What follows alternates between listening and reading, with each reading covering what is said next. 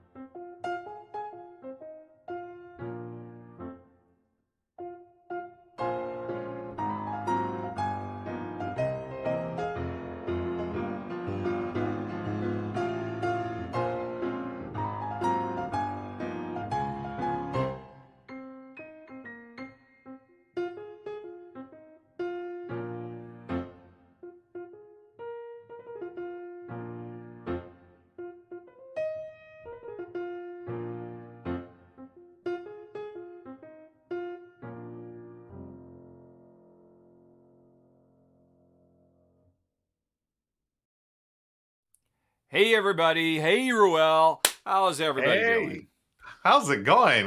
Wow, that was, I'm looking at, I was watching the intro and, along with the nice peppy music, there are a lot of great games that were being played there. I saw Yes, that last one. Was that Under Fallen Skies that Shay was playing there? well spotted. Yes, it was, sir. I thought that would be kind of a trick one because when Shay filmed it, he kind of cheated and put the two boards side by side rather than making it one long skinny board so it fit.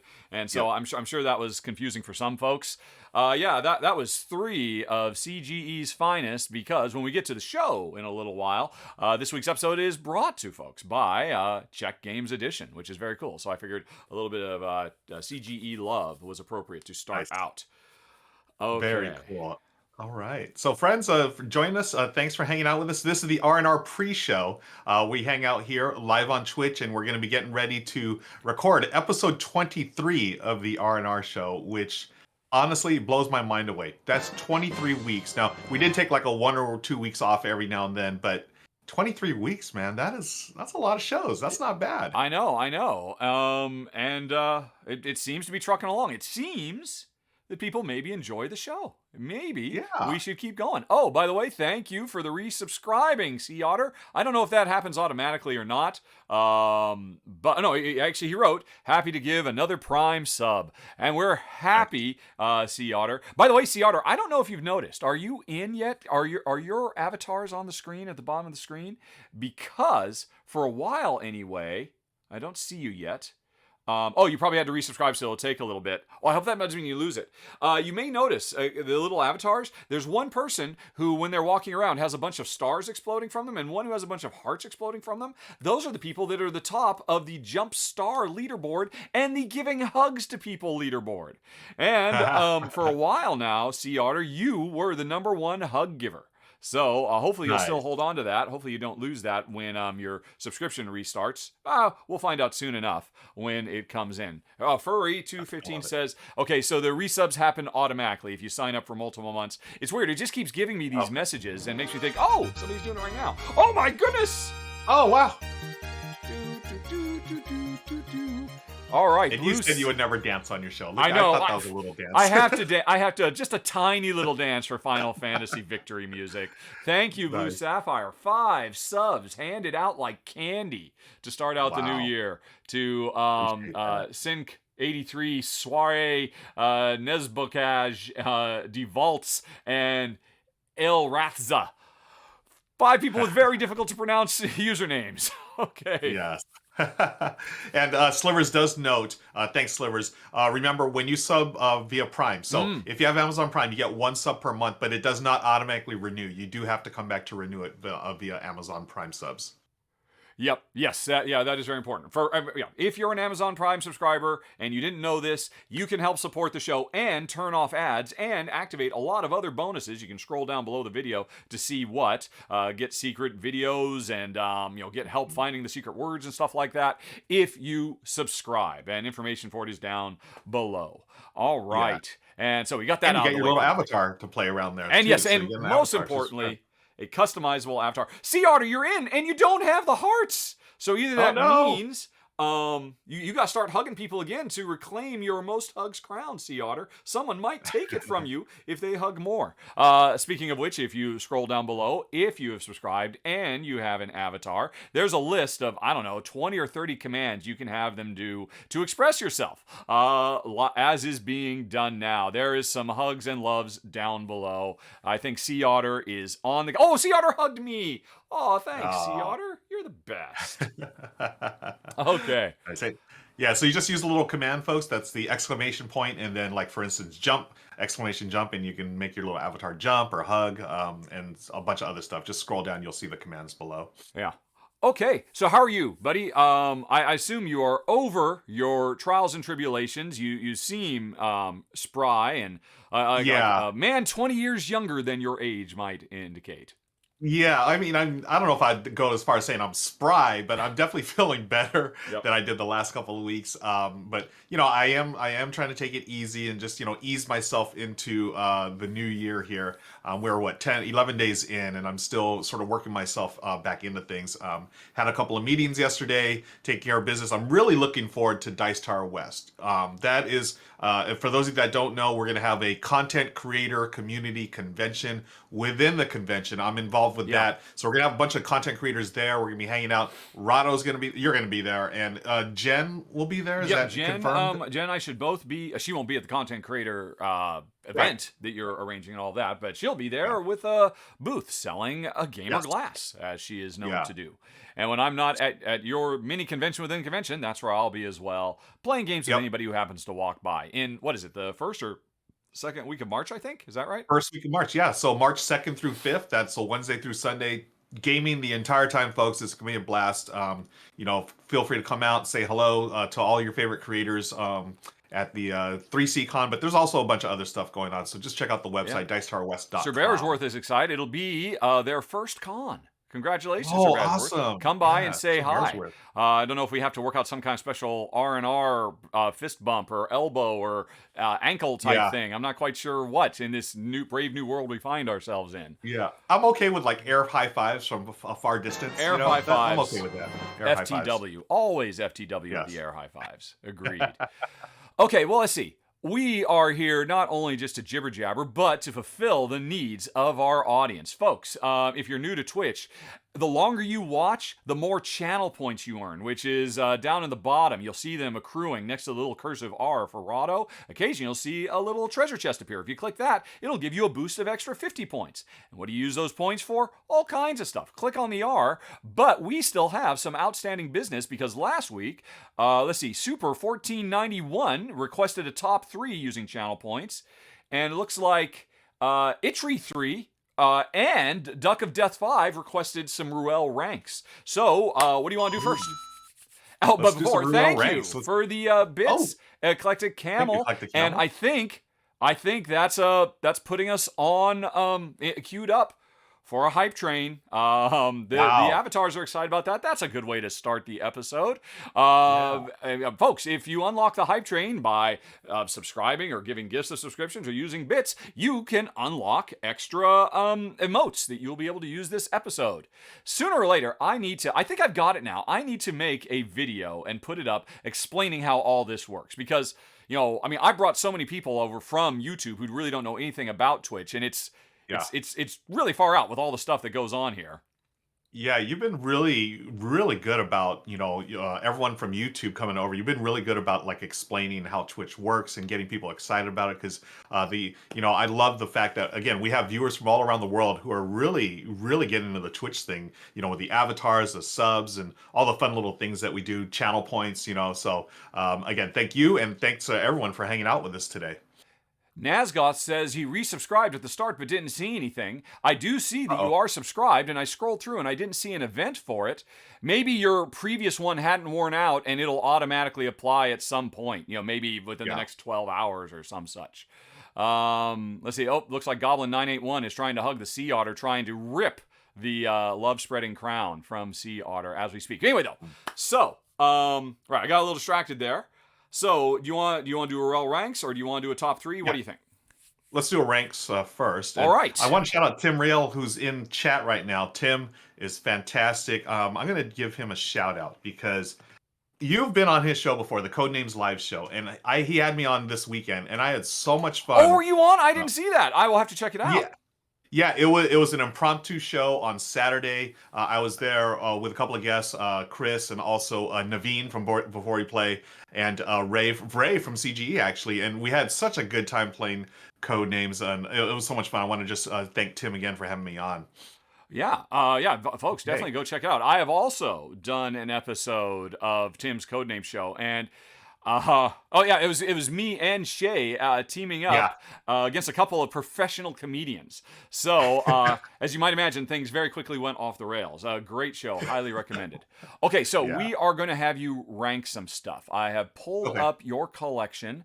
Let's see here. I need to go to the browser. There it is. Folks, Ruel has a collection of over 500 games, and I think he's barely ranked 100 of them, if that. So this task is really helping Ruel finish what he needs to be doing. So we just pick a few games that are that he might decide to rank. It gives us an opportunity to talk about some games that maybe not everybody has heard about. And I don't know. Let's see. I just saw one that I want to rank. What's that? Where? Star Wars Empire vs. Rebellion, just because I'm wearing my Chewbacca jacket here, my little hoodie. Okay. Figure it's on point here for... Well, before we get to that, we have just gone over. We are in Hype Train territory, which I will use a sticker. It's hype time. We're at a level 2 hype at the moment. Yeehaw! And if you guys can keep pushing it, you can unlock more emotes for yourself. Of course, it's very appreciated because the bigger the hype train gets, the more you're supporting the show directly and helping us keep doing this week after week. But anyway, so back to this. Okay, so I'm going to set up a poll. Man, every week I have to remember how to do everything. It doesn't come naturally. Okay, I'm making a new poll, ranking with Ruel. All right, so what was it? Tell me again. Star Wars something or other? Star Wars Empire versus Rebellion.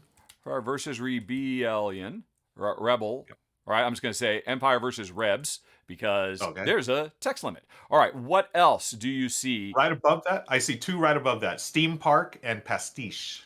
Okay. Pastiche. Since we have 2 ranks, let's just go on ahead and have people choose. Let's put 5 on the list. So what else? What else do you like? Let's scroll somewhere else. All right. Do you see Okay. any of these? Let's see. Timeline challenge, All right. Timeline challenge. and then Mechs versus Mechs Minions. versus Minion. That's 5. Mechs v Okay, Minions. cool. All righty. Cool. Folks, you have 2 minutes to choose 2 of those 5 games that we will, or that Ruel will rank, and I will cast judgment upon his ranking and let you know if he got it right or not. That is the plan. So vote away. You got a few minutes to do that. Tim Rail says a timeline challenge is low key amazing. Yeah. Maybe try to convince your fellow audience members to pick one or the other. How is the vote going as we speak? And folks, you can spend channel points to influence the vote. Yes, you as can. well. So This you is a can totally- completely 100% corrupt process where your channel points have been accrued. Will allow you to push. We're not averse to that. I mean, I like to think of it as rewarding longtime viewers myself. There you go. Yeah, yeah. The longer you view, the more points you accrue, which allows you to have a bigger say in what we There you do go. here on the channel. Yeah. As it should be. You put in the time, and you get to help us direct the direction of the show. I completely agree with that. Okay, it looks That like sounds a Mechs lot better versus than Minion. a corrupt, process. Yep. Yes, indeed. Right. Yeah, well, let's not focus on that part. Mechs versus Okay. Minion is running away with it, so I think really the Wow. interesting thing is what's going to come in second place. And Tim's suggestion of Timeline Challenge has pushed it into the number 2 slot, but it's still anybody's guess now with half a minute left for voting. And remember, folks, you can push that. And I have to admit, I know it's turned on. I don't really know how to do it. I assume when people choose to vote, there must be a pop-up that says, "Oh, spend a certain number of points" or what have you. Yeah. Yeah. Yeah, there is. When you do the poll, you click on your vote, and then it has 2 options. You can Hey, wait a vote minute. with bits, I or you just can realized- vote with channel points. I can vote. Well, I'm going to vote. Yeah, me too. All right. I'm going to vote. I'm going to vote for that. Boom. And I just spent 10 Rahdo points to influence the vote. Oh, look at this. I'm going to So vote. what does that I'm mean? You spending have more like points. 2 votes instead of 1 if you spend the 10 points? Is that how it works? All Wow, right. look at that. Well, I think actually the most impactful influencer here was Tim, because Timeline Challenge comes in at number 2. Oh no, did it come in number 1? It was number 1, but number 2, Star Wars. I'm the one that pushed Star Wars up there. Yeah, it's true. You did say you really wanted to talk about Star Wars. That's okay. I was prepared to talk about Mechs versus Minions. I got a lot to say about that one, but perhaps we'll save technically, that. They're tied. They're tied. Star Wars. How do you and see Mechs, that? Where can I see the final thing? Because the menu went after away. the poll ends. Yeah. Let's see. So I can see. Oh no, there it is. There it is.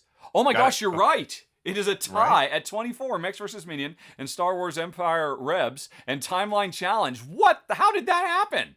Somebody. Well, I suspect some because of my point shenanigans. spending, Perhaps from apparently. Tim himself, as he's a regular viewer. Also. Okay. All right. Yeah. Slivers points out I have infinite points. But when I went to vote, I didn't have any opportunity to do anything other than just 1 vote. So I only had 1 vote in this. So Ruel flex his muscle. Okay, so Ruel, tell us about Timeline Challenge. Timeline challenge. So Timeline, there's the original game was Timeline, which there's a little, very small box games of they have little ticket to ride size cards. One side has an event, say for instance the invention of the refrigerator, and on the other side it has the date, the year that event happened. So what you're trying to do is you're playing cards and you want to play them in order of the years, chronologically correct.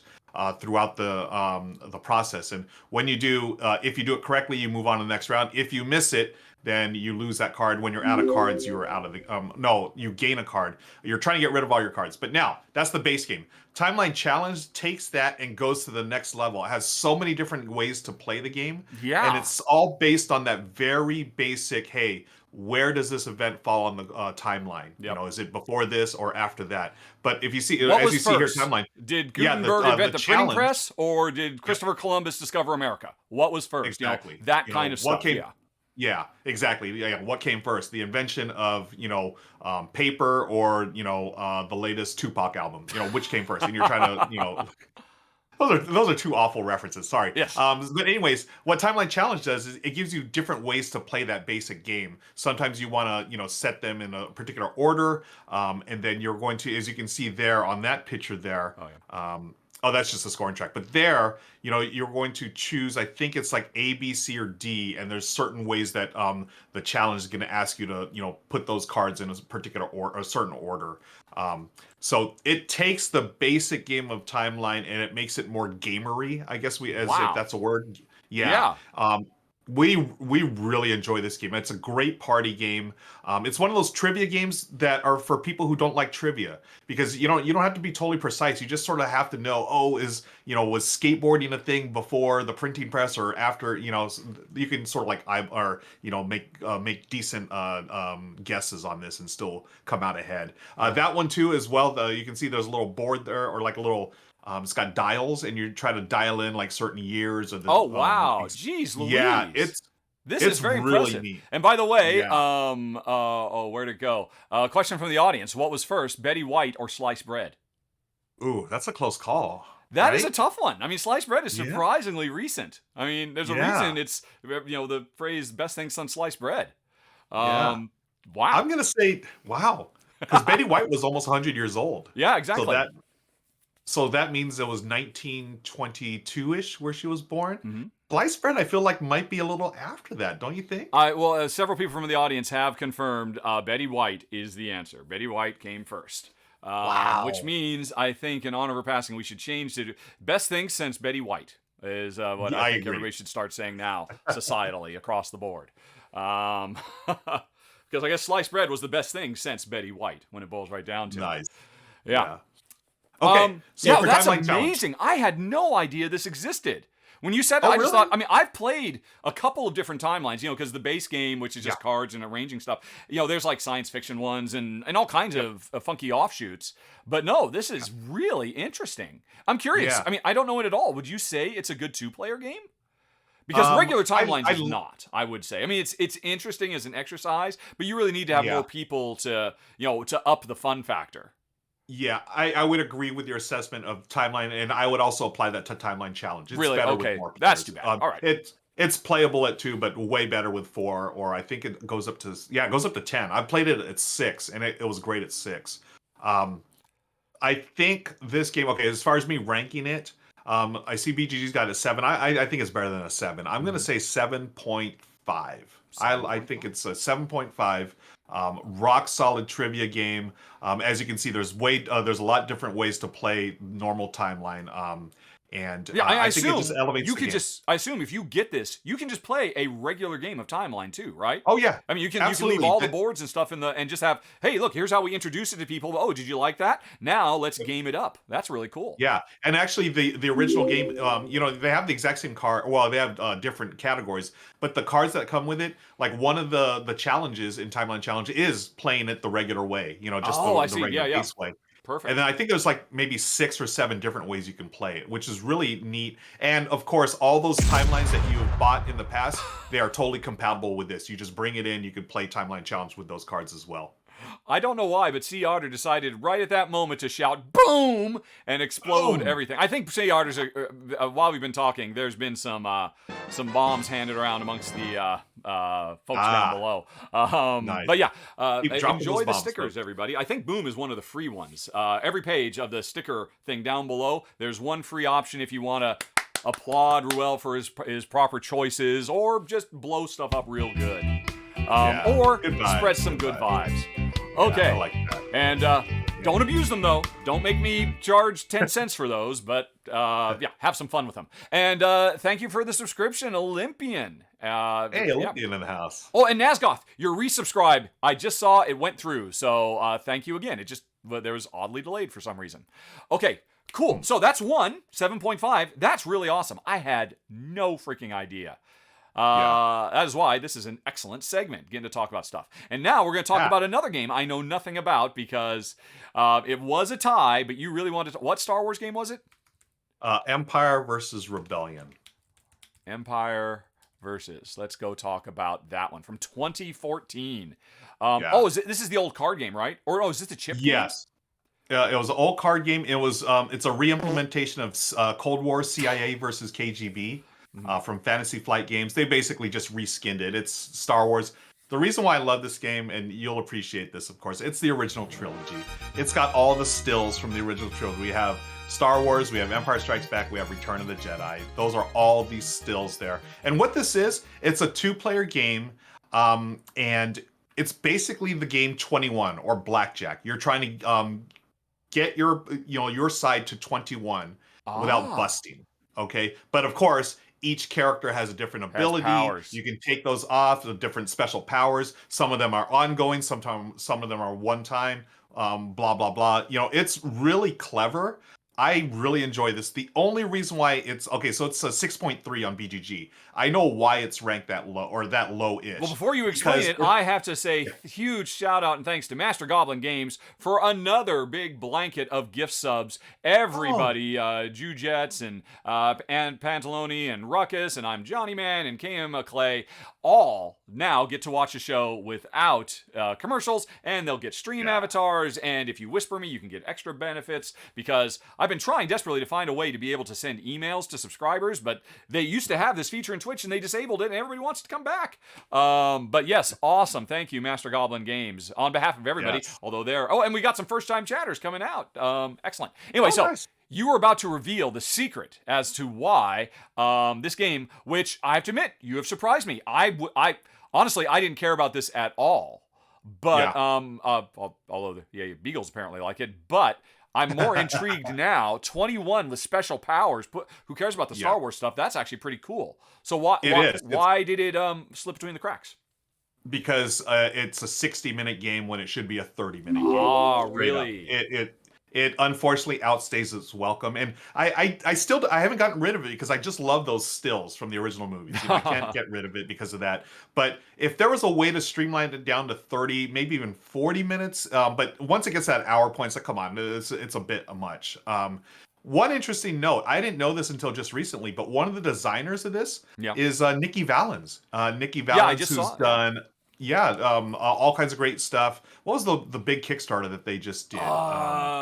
Resplendent Veil? Oh my god. Is that it? Splendid, yeah. The Artisans of Splendid Veil. Nikki, And they've also done I think was it a bunch of those really, I mean, just Legacy of Dragonhold was fantastic. Nikki. Yeah, I mean, as I understand it, Nikki was a group designer at FFG and worked on a lot of stuff over the years. But now that they've gone out on their own and become an independent developer, they're really starting to come up with some very cool, exciting stuff. I mean, Splendid Veil really blew up on Kickstarter, if I recall correctly. Oh yeah. Yeah, over $1 million in Kickstarter. Yeah. So, anyways, Star Wars Empire versus Rebellion, 2-player game. Again, it's in your face. It's not, you are trying to. There's a little bit of take that from what I remember, but for the most part, you really are just doing the addition to get to 21. Take that and Blackjack seems entirely appropriate. So you don't necessarily disagree with the 6.5 because of the game length, then. Yeah, so I like the game more than a 6.3 or whatever, but I don't like it enough to rank it that high because of the length of the game. I really feel like this should be a 20-minute game, 25-minute game. Well, for the record, Eclectic Camel in the audience says they've never had a game last more than 40 minutes, and average for them is 20. Oh, that's interesting. Okay, maybe I'm playing it wrong. I don't know. Maybe, so maybe I'm doing. But anyways, I don't know what people would say. 6.3. I'm gonna give it a 6.55. That's my rank. I am going with it 6.55. I'm updating my rankings right now as we speak. 6.55. And at some point, you have to coordinate a live game event with Eclectic Camel streamed on one of your Twitch channels so he can show you how it's done properly. That would be fun. Yeah. Okay, I still have it. So there it is, folks. Bravo. Thank you, friends. Star Wars Empire vs. Rebellion. Definitely a game to check out, especially if you're a Star Wars geek like myself. Do we have another rank, or is that no, that was it. Marked as complete. And unfortunately, I really can't weigh in on either of those things. I certainly would have had something to say about, but maybe Mechs vs. Minion next time. Maybe if Tim doesn't flex all his influential muscle there. And although I'm really glad you did, because I'm shocked. I'm really much more interested in that timeline challenge now. So we also have just a second, Nazgoth requested Trivial Pursuits, and we still have a top 3 from last week. So we should definitely, at the very least, take care of that, which means it's time for another poll. Folks, give us some suggestions of the most burning question of the day. What are the 3 best things, places, people, stuff, whatever. Give us some suggestions, and then you'll get to pick what our topic will be. Right, and Ruel will read me some of them while I try to find the poll thing again to create a new poll. Okay. Top 3 what's? Okay. Right. James says top 3 pies in honor of Suzanne. Do you want me to Keanu put that on the Reeves, list? Spider-Man movies. Pies I'm okay with, yeah. All right, pies. All right. Okay. Oh, Amanda Panda's here. Hi, Amanda. Hey, man. Top 3 hamburger toppings. That's interesting. Toppings. Okay. Remember, we need some gaming-related ones, too. Yeah. Let's see. What other? I don't see any gaming-related ones yet. All right. Oh, top 3. Okay, this one I have no idea. Top 3 favorite escape rooms. All right. Okay. Yeah. A board game escape rooms. That makes sense. Escape room board games. Yeah, that's a good one. Okay. Sea Otter says top 3 game pieces. Game pieces. Oh, that's a tough one. Ugh. Head of Metal. Yeah, that's tough. Head of Metal says top 3 tile placement games. Did we do that? I'm pretty sure we did. I'm pretty sure we did. We literally did that in a previous top 3. So they could be asking for top 3 more, but we should probably have something new. Let's try something new. Yep. Yeah. Give me one more. I have room for 5. Okay. Top 3 games inspired by video games. All right. Video game inspired board games. RBGs. Oh, wait. I like this one. Okay. Top 3 board games to adapt into a blockbuster film. To make a movie out. Or to make board games, there's 2 some movies. fun ones in here. All right, there we go. Boom. Here we go. 2 minutes, folks. Vote now. And again, spend those after points if you'd like to influence the vote. Yes. And we will come up with the definitive, can never be questioned list for all time of one of these very, very pressing issues of the day. All right, and how is it going? Let's see if I click this. All right. Folks, I am spending points right now, some of my Rahdo points. Let's see. I think you can see which category or which one I like. I have since I am running the channel, it doesn't let me spend any points. I put my one measly point into pies, quite frankly. Pies. Because we just came back from the Cheesecake Factory this weekend. Ooh. Oh yeah. Wow. Yep. Yeah, one of the big advantages. I mean, we moved back to the States really to help my mom. Because she was in advanced years and we just couldn't live overseas anymore. Really needed to have hands-on, in-person helping her, driving her around, stuff like that. That was the reason we came back. But unexpectedly, one of the great things for Jen is we're really close to her folks too, because they live down in Arizona. But at the beginning of COVID, they were up in Oregon visiting family, and they're still visiting that same family now 2 years later. They basically just moved in because they had a shed that was kind of converted into a guest house, which they had for visiting family, and Ed and Nancy live there now. So once a month, they're way down in Central Oregon. We're up in Washington State, so we basically meet halfway. And it just so happens there's a Cheesecake Factory halfway between us and them. Oh, nice. So yeah. That's funny. So that's an interesting question. When does it go from being a visit to a straight move-in? Where's like how long? Well, in part when they started paying rent. There was that. Okay, that makes sense. Yeah. Yeah. And it's interesting. I mean, and it was always a temporary thing, but now they're talking about maybe we should just sell the place because it's ridiculous. It's literally, and they're just having neighbors down in Arizona come in and water the plants and all of this, and they're just.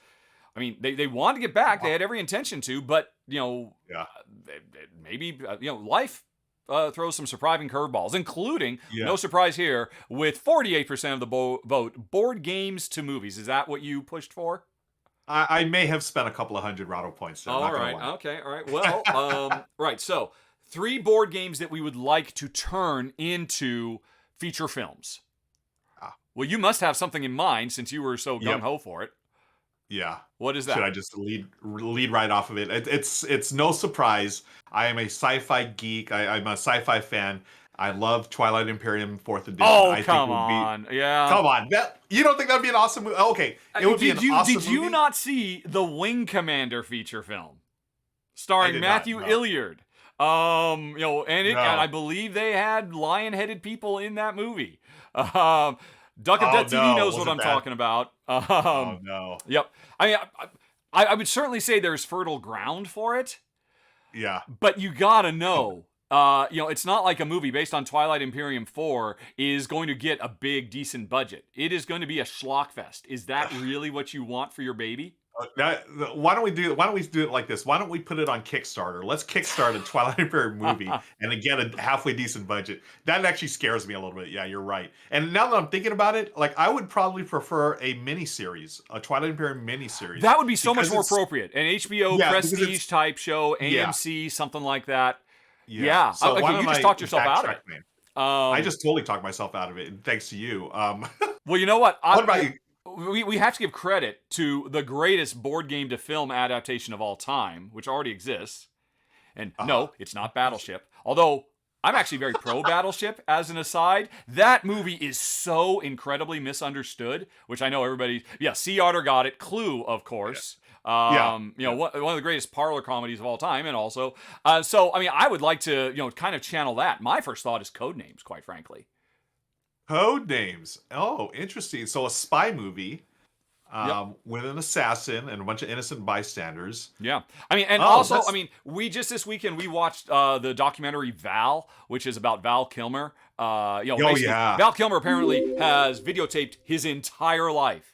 He was carrying around a gigantic, right? Yeah, and it was a really good show. And one of the things he covered was his time on Top Secret, and it's been a long time since we've had a tongue-in-cheek, silly. Well, that's not true. We had the Melissa McCarthy movie Spy, which was actually a pretty good little movie. We enjoyed it. We liked Melissa McCarthy, so I could see Clue. Plus, Clue. It is the heir apparent. Or I'm sorry, not Clue. Codenames is the heir apparent. Codenames is so huge. So many languages. I think people, I have been out and people see me wearing, a Rahdo shirt and say, oh, what do you do? And I say what I do and say, oh, board games, huh? We've got a board game. It's that one where we have to make up words and guess stuff. And inevitably, they're always talking about Codenames. I've had this happen on more than one occasion. So I could see Codenames, being fertile ground. I forget one of them. I think Duet introduced like the idea of traveling around Europe and doing extra missions and stuff like that. The only problem is there are no characters at all. So maybe that'd be a problem. So I don't know. What do you think? Well, I don't think it'd be a problem. All you have to do is say, "Hey, call up Dwayne Johnson, aka The Rock. Throw him in there." Mm-hmm. Come on. Mm-hmm. It's a hit, folks. That's a hit right there. Yep. That's a good one. I totally the Twilight Imperium theme. I'm thinking that's more of a mini series now. But I think something obviously some big budget action movie, something for like Blood Rage, those are kind of I could certainly see that. I love Shadowrun Crossfire and that kind of cyberpunk meets high fantasy, but honestly, didn't we get that with the Wachowskis with Jupiter Rising? I think we kind of did. Oh, so we've already had our Shadowrun Crossfire, which I'm sure is blasphemy for some people to equate those two. Although as an alternative to Twilight Imperium, Race for the Galaxy. That is fertile soil for that is fertile soil for subject matter. So we've talked about a bunch of stuff so far. We haven't come up with anything, and people are suggesting stuff too. Any game from Ryan Lockett, says Goblin 981. Oh yeah. And you know what? As soon as he says that, it kind of has to be. You know what I want to see? I want to see an animated feature film. From Disney Studios or Pixar or Studio Ghibli or DreamWorks or anybody. Yeah, that is what I want. Yeah. Oh my god. I like that. In fact, you could just take Ryan Lockett's that whole world and just create a story within it. That's my number one. A Ryan Lockett-verse movie, animated feature film. I want that badly now that Goblin put that in my head. Oh my gosh. Nice one. All right, well, we've got one.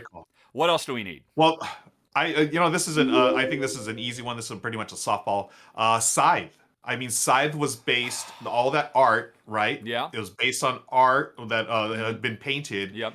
It's this really cool, sci-fi story set in the 20s or whatever. And why not make it into a feature film? I think it works well. Again, I'm going for the whole sci-fi thing because when I go to the big screen, I want to see explosions and mechs and all kinds of stuff. That's why I'm at the theater, So I think Scythe. I think it's a great idea. I can't see that ever getting greenlit because once bitten, twice sty, says Hollywood in relation to Wild Wild West, which had big, gigantic steam mech stuff. And hey, it's instead of the Old West, it's in World War I. I think that's a great idea, but Again, I think you take that idea, Dwayne Johnson, aka The Rock, you got a hit. Come on. I don't know. You haven't convinced me. I mean, I know just putting Dwayne The Rock Johnson in anything just makes it 47% better. I get that. Yeah. Let's Don't you see. think that world would look really cool? I mean, come on, Oh Wild no, Wild no, West. it would be stunning. It would be a Yeah. visual feast Yeah. to see those creations alive and moving. Yeah. Again, Yeah. it kind And of you have feels the more different. like that's a prestige TV show to me, though. When it boils right down to Really? it. I feel like that one you could make into a movie. Whereas Twilight Imperium, that was definitely a series. Okay, But I think we'll put it on the short list. You're very passionate about this, Okay. I can see. Yeah. And there are so many. If we just stick with feature animated films, it's so many. But I don't want to just rely on that crutch. I mean, I would love a Tiny Towns. Yeah. I would love a movie set in tiny towns with all those Tiny Towns little would be cute. anthropomorphized animals and get to know who these people Or- are. That would be fantastic. What about the cutest of them all, Root? You get Root. Somebody and you get suggested Root in the these- chat.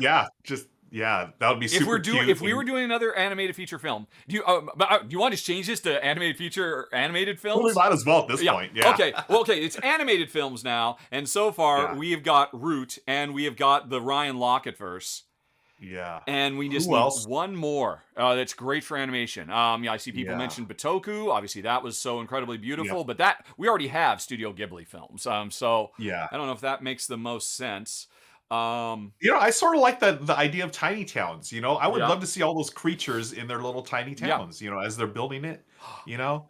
But what kind of story do you come up with that? Is it just strictly, hey, they're building their little town here? Yeah, I don't know. And I then mean, you gotta- obviously, it's fertile ground. It could be anything. Oh, by the way, thank you for the subs and resubs, Dare Drinker, Wistomatic, and oh my gosh, Mom Gamer has bought an argument, and we still have that Trivial Pursuits to do. You know what just popped in my head? And in part, folks, when we get to the actual R&R show in a few minutes, this week's episode is sponsored by CGE, which is why Ruins of Arnak is on the table. How great would a Galaxy Trucker film be? Oh, that would be a fun film, I think. Yes, That in would fact, be considering the fact fun. that I believe there are already multiple novels written in the Yeah. Galaxy Trucker universe, that's Wait, there kind are? of a no-brainer.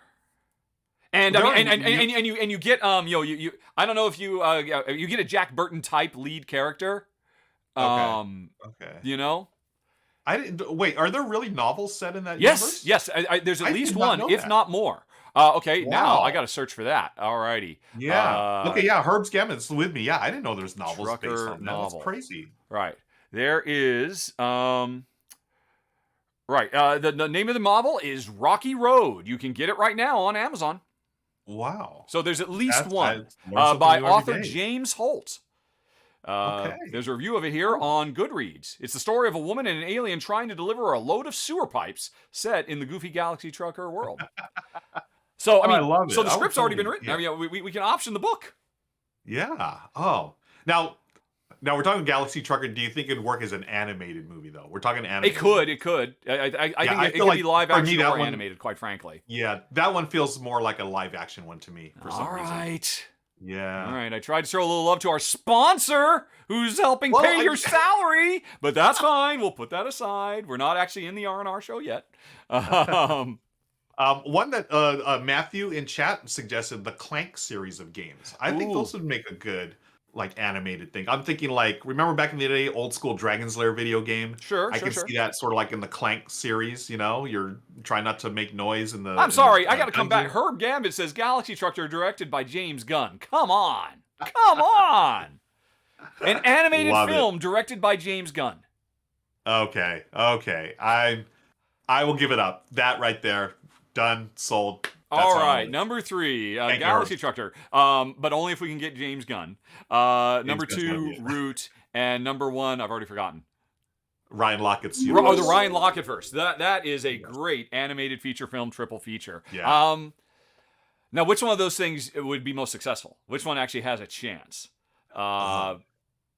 Again, I'm going to assume they were all just done, by Disney or DreamWorks, so they're all, like big tentpole animated Yeah. feature films of, comparable quality.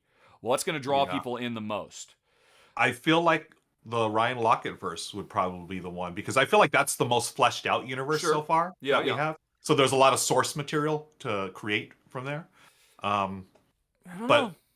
yeah, Don't get me wrong, I would love it. Fruit. And every fan would. I mean, and he's made such an amazing world.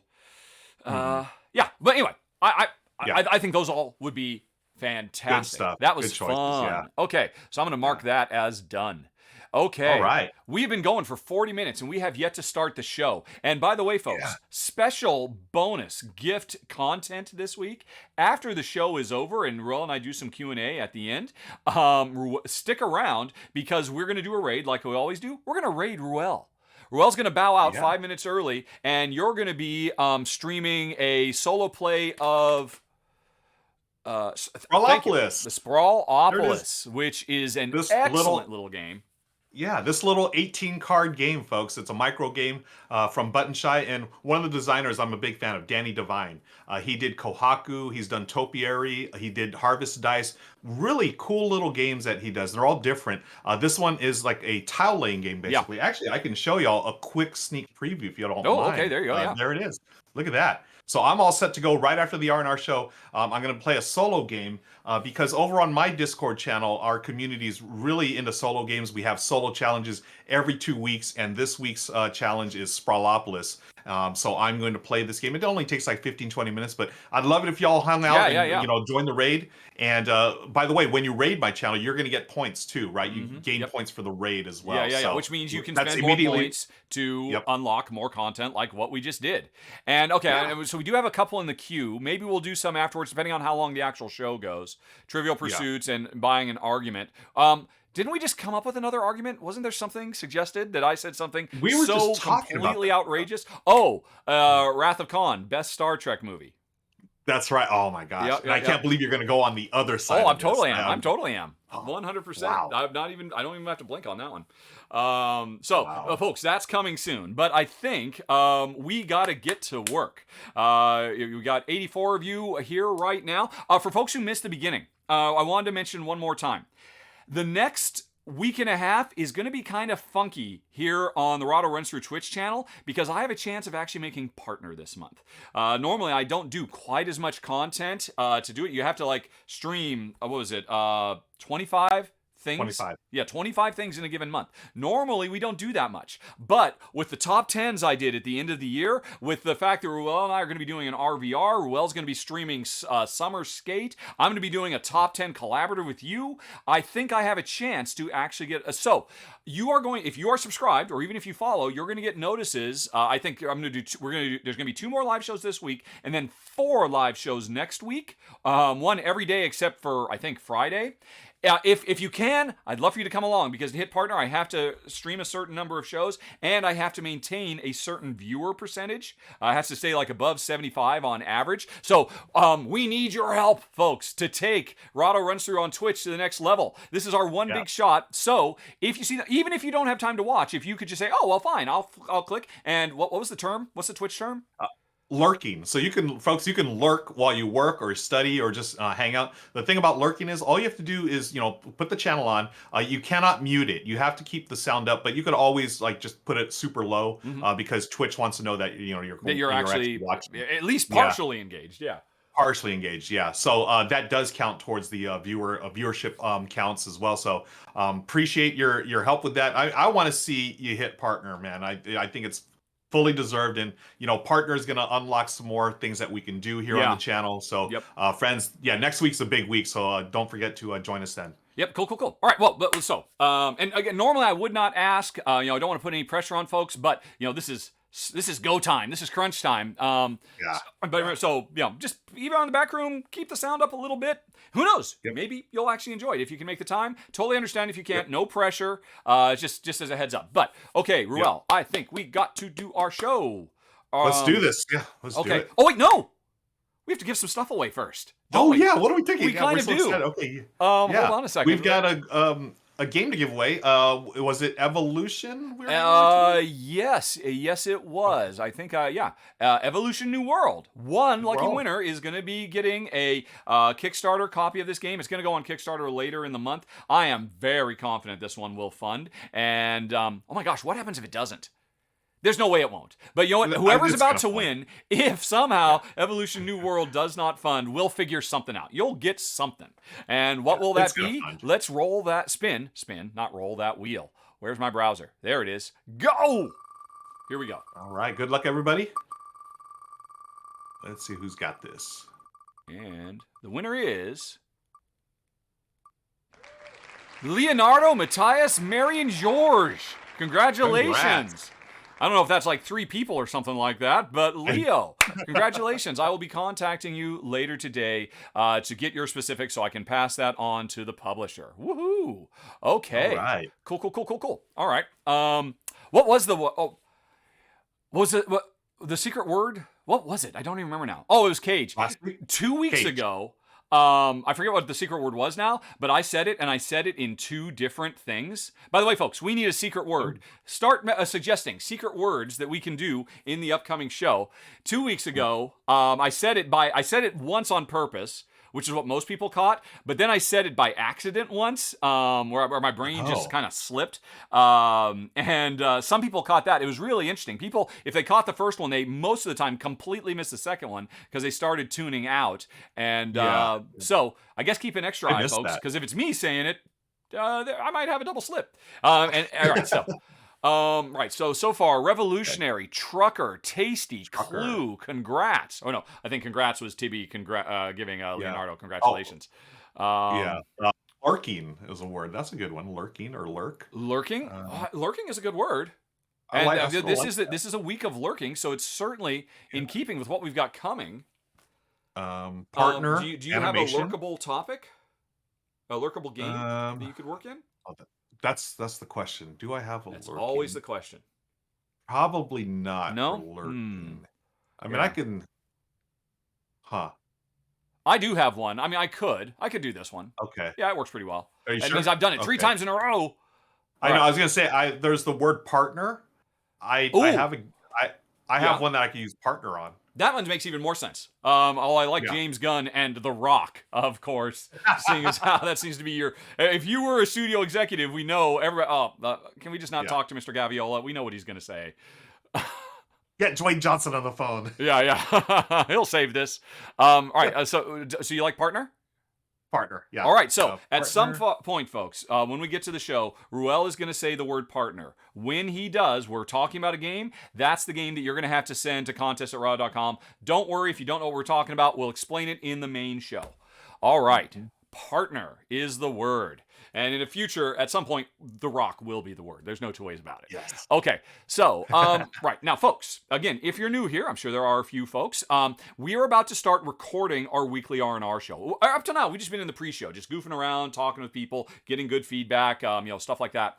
When the show starts, you will notice on screen, hey, everybody, we're taping live, and we can't talk to you. So, for the next 30, 40, 50 minutes, while we're actually doing our show, we are going to be just acting like it's just the 2 of us. We only have eyes for each other. So if events are happening or if you guys have questions, hold them until the end. After we're done, we'll do a Q&A.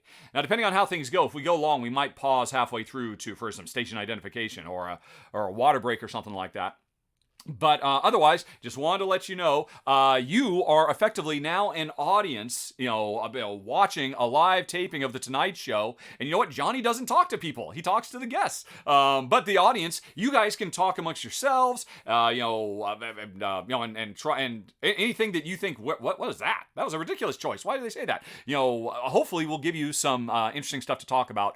And we got our secret word. We've done the contest. We've warned people that for a little bit, we will not be chitty-chatting with them, but we will be back after the show is over. Anything else, or are we ready to go? No, just a reminder. We will be back at the after we do the show. Have some questions ready for us. We'll do some Q&A, and while you're watching the show, you can still play with your avatars and stuff. Use those commands and jump and all the other little things you can do. Yep. Have we done a battle royale yet? No, we haven't. Okay, let's get some battle royale. Let's get one lucky winner to get some customization points. Battle royale. All right. So just to clear things up, and we're going to start fresh here, folks. Yeah, y'all are going to duke it out. This seems to be becoming a tradition now that we got to start every show with a brutal fight to the death. All right, dropping from the plane. Here we go. Yep. Collect account says blood for the blood god. Oh my gosh, I forgot. I was experimenting with sound effects for Stream Avatar, but I couldn't figure out how to get it. But I can hear it in my ear. Let me see if I can put my ear up to the... I don't hear anything. Nope. It's the fight music from the original Star Trek. Oh,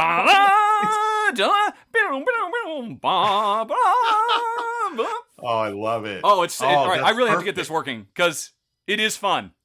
I want to hear it. Yeah. Yeah. Yeah, how can I figure that out? It's too late now, and the fight's almost over. Next time we have a battle royale, folks, I will figure out how to get you to listen to. Right, and how is the fight going? It's coming down to the wire. Got down like 4 or 5 people left, or down to 2, 3. Right. Meeples and gosh. Mocktails Meeples, versus Ruel Gaviola. Yes. Come on. Am I gonna win? And Ruel picks up the health pack. Yes. So much fun. Yeah, this is hilarious. Okay, who am I fighting? Meeples? Oh no! And come on now. You succeed. Yeah. All right. All right. And now, does the music stop, or am I going to listen to it nonstop? Hopefully. Oh yeah. Okay. Yeah, it stopped. 100 gold. Woo! Yep. Everyone in chat rigged. Hashtag rigged. Oh, I know. Totally That was a bit sus. After you spent so much time talking about, I'm just pumping points into every one of these votes. As far as I know, folks, unless Ruel has found a way to hack the system, there is no way for him to have rigged this particular, battle of Titans. This is not me rigging the Kobayashi Maru or anything like that. I don't know how to do that. Yeah.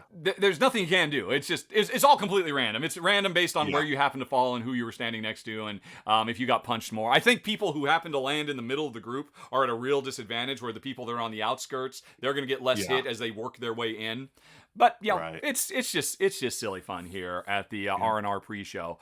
But as Goblin points out quite rightly, always let the Wookiee win. Clearly, there it is. Yeah, exactly. You don't want me to rip your arms out of your sockets.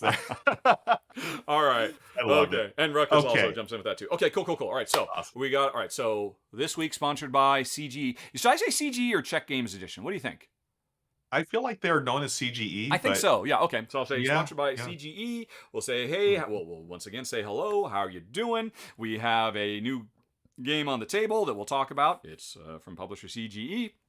And we're running a new contest thanks to CGE. We'll be giving away a. I need to get that queued up. I'm glad I actually thought about this, because once we're live, I don't want to have to do any editing after the fact. So let me get the right image on screen now. Images. It is no longer Evolution. It is CGE and Galaxy Trucker. CGE, our sponsor, will be giving away one lucky winner a copy of the new anniversary edition of Galaxy Trucker. Okay, so that's queued up. I think we're ready to go. You ready to go?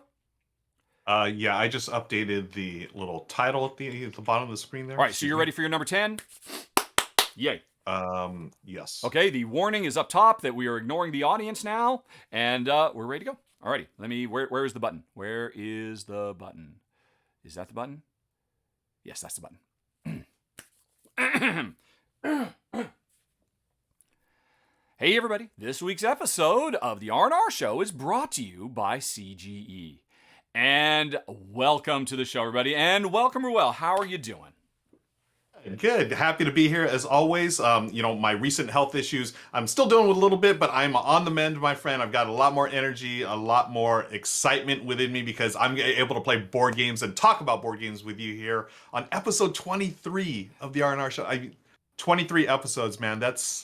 I don't think I've done 23 episodes of anything. That's awesome. Yeah, exactly. I don't know that I would have guessed 6 months ago that we would have gone this long, but it seems to be going stronger and just getting more popular every week. So it seems like we should keep doing it, especially if we get such great sponsors as CGE or Czech Games Edition, one of my favorite board game publishers of all time. So much so that in honor of their sponsorship of the show, I decided to put one of their absolute best games on my table. So, would you like to do a What's on the Table section? Yeah. What is on that table, Rahdo? It's Lost Ruins of Arnak. And for folks who don't know, this is a monster hit for CG, one in a long line of monster hits. Czech Games Edition, Vladislav and the team, they know what they are doing. This game is a fantastic combination of worker placement and deck building. And the two things come together so well in a quasi-Indiana Jones type adventure. Although, unlike regular Indiana Jones, this is not a game of, appropriating cut and just bringing it belongs in museum. Here, we've come to a lost island where there is no record of this civilization, and our job is to come here and research. We spend as much time researching as we do adventuring to be able to uncover the lost stories to tell the world who these people were. So I love the story that is told with this game, but I also love the gameplay because worker placement and deck building is a great combination. But what's really cool is the Expedition Leaders expansion.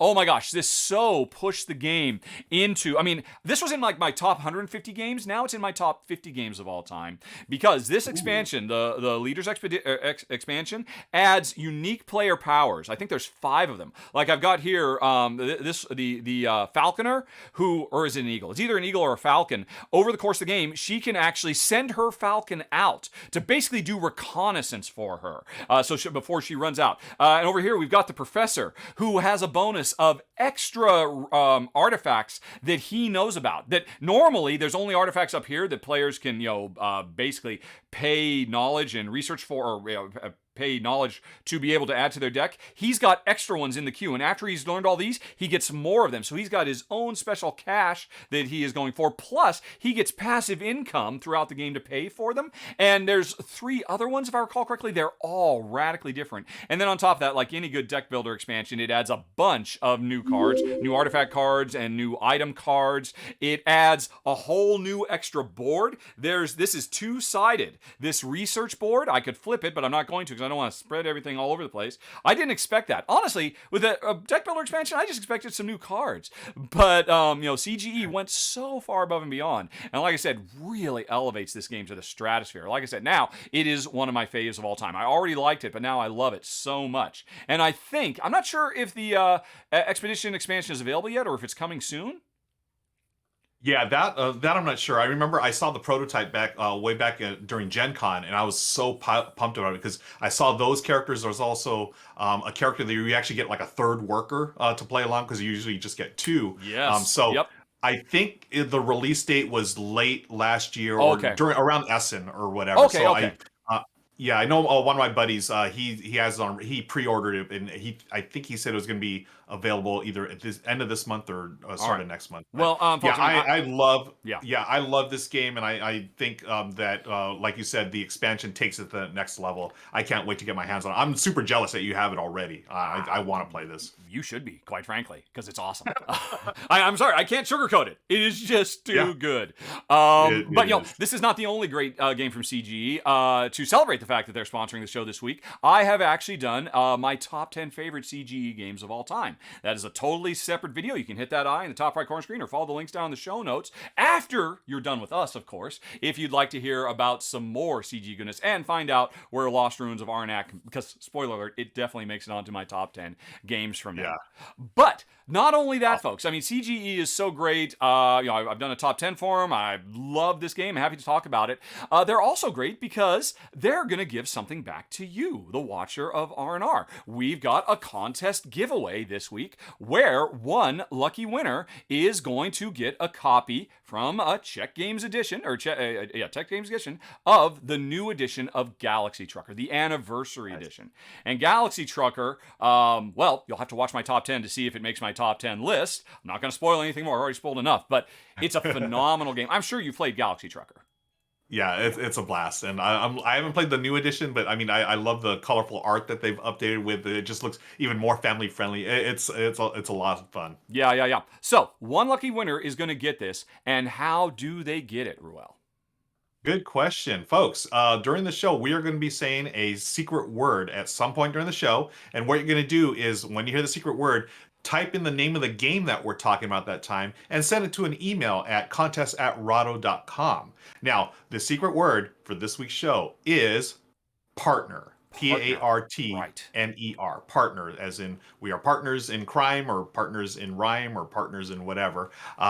We are going to be saying, one of us is going to say the word at some point during the show. Again, whatever game we're talking about, type that into an email at contest@rahdo.com. Exactly. And you'll be entered to win a copy of Galaxy Trucker. An excellent little game. Yeah, I mean, it's just so fun.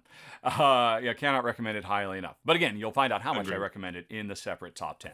Secret word partner, email to contest@rahdo.com. Okay, so we have got our starting business out of the way, and I think people would like us to count down backwards from 10 to 1. Can you think of something we can talk about while we're doing that, maybe, so it's not just a very quick show? Yeah, well, why don't we go with the top 10 board game expansions for 2022? These are the ones that we're most excited about. Yeah. We love board games, and what's better than a board game? A board game expansion to make a good game great, or a great game greater, or awesomer. I don't know what the word is, but well, yeah, like the Leader Expedition for there it is. Yeah, I mean, we didn't actually talk about this ahead of time, but I mean, expansions are a really big deal for me personally because, doing the Rahdo Runs Through show, I'm constantly deluged with new games I've got to cover, and there are so many games out there that I absolutely love, but I've already done a run through for it. It's kind of done. I am always so excited when expansions come in because that means I get to go back and visit my favorites, my lovelies, and get to play some more so I can cover the expansion. And, I mean, sometimes expansions are just kind of nice to have. Sometimes they are true game changers, like, the Expedition Leaders from Czech Games Edition. So we both spent some time going on Board Game Geek, and you can do a search. Actually, there's a category called expansions for base games, and so we basically just pulled that list up, sorted it by date, and looked through. I think there was like 20 pages with 25 entries on each page or something like that. Yeah, there were a ton. I had no idea all these expansions were available, and this is just for this coming year, folks. So we went through a ton of them and narrowed it down somehow to our top 10. Yep. So, without further ado, let's actually do this. You can start out, right? Yeah, I'll start with my number 10. My most number 10 on the list of anticipated expansions for 2022. My number 10 is. Yes. Drum roll. Did I hit the button? There it is. Number 10, Dominion Allies. This is a brand new expansion for Dominion. The grandfather, the granddaddy of them all, as far as deck building goes, by Mr. Vaccarino there.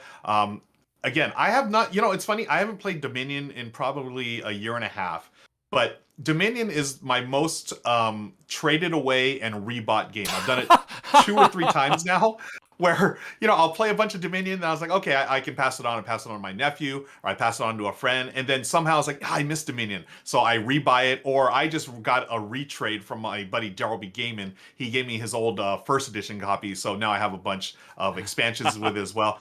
And that's the thing, I think there's like, is it 24 expansions now, or maybe it's close to 20 expansions? It's amazing how much content there is for this game now. Yeah. And I'm always amazed how every time you think, they're just going to rest on their laurels, but every time Donald X. Vaccarino, he comes back to it, he comes up with something really new and different. I have to admit, I haven't looked at this yet.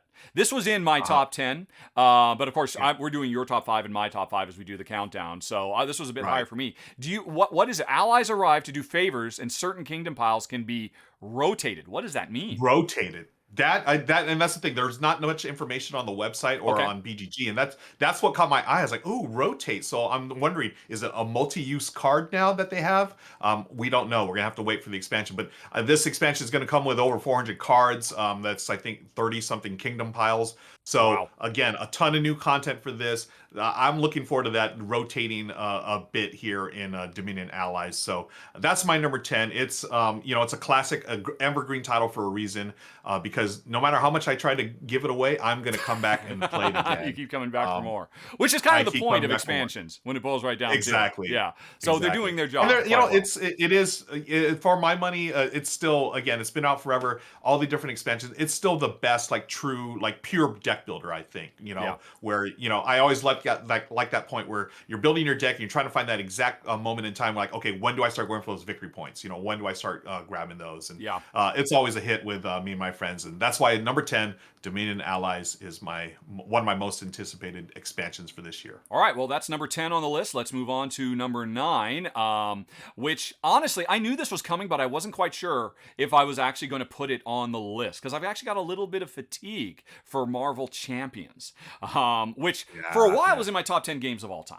quite frankly. I Right. absolutely loved Marvel Champions when it first came out. But as more and more content has come out, it's kind of gotten away from, what made it so special to me in the first place. The balance between focusing on the superheroics but also the personal lives of the characters. With every new expansion, it's like we get farther and farther away from that truly special sauce. But then, when I actually spent time looking at the new one, Sinister Motives, which basically expands the Spider-Verse and brings in, effectively the Sinister Six, Doctor Octopus, Mysterio, some of the greatest, comic book villains of all time in a big epic campaign. Okay. First of all, you had me at Spider-Verse because Spider-Man has always been my favorite comic book character, and obviously Into the Spider-Verse, and now Spider-Man No Way Home has really kind of pushed this interdimensional stuff, and so I'm very, very excited about it anyway. So I was a bit more excited, but I was still a bit nervous about, was it going to be something, or was it going to be more of the same? Where it's just a bunch of beat 'em ups. And they're all the stuff that's special, but the two new playable characters here, which are Miles Morales, new Spider-Man, and what do they call her? They call her Spider-Gwen, but her real superhero name is Ghost Spider. But everybody calls her Spider-Gwen because she's from another Gwen Stacy from another reality who got bit by the spider. It's them as playable characters. And actually, I have to give a big shout out to let's see, who is this here?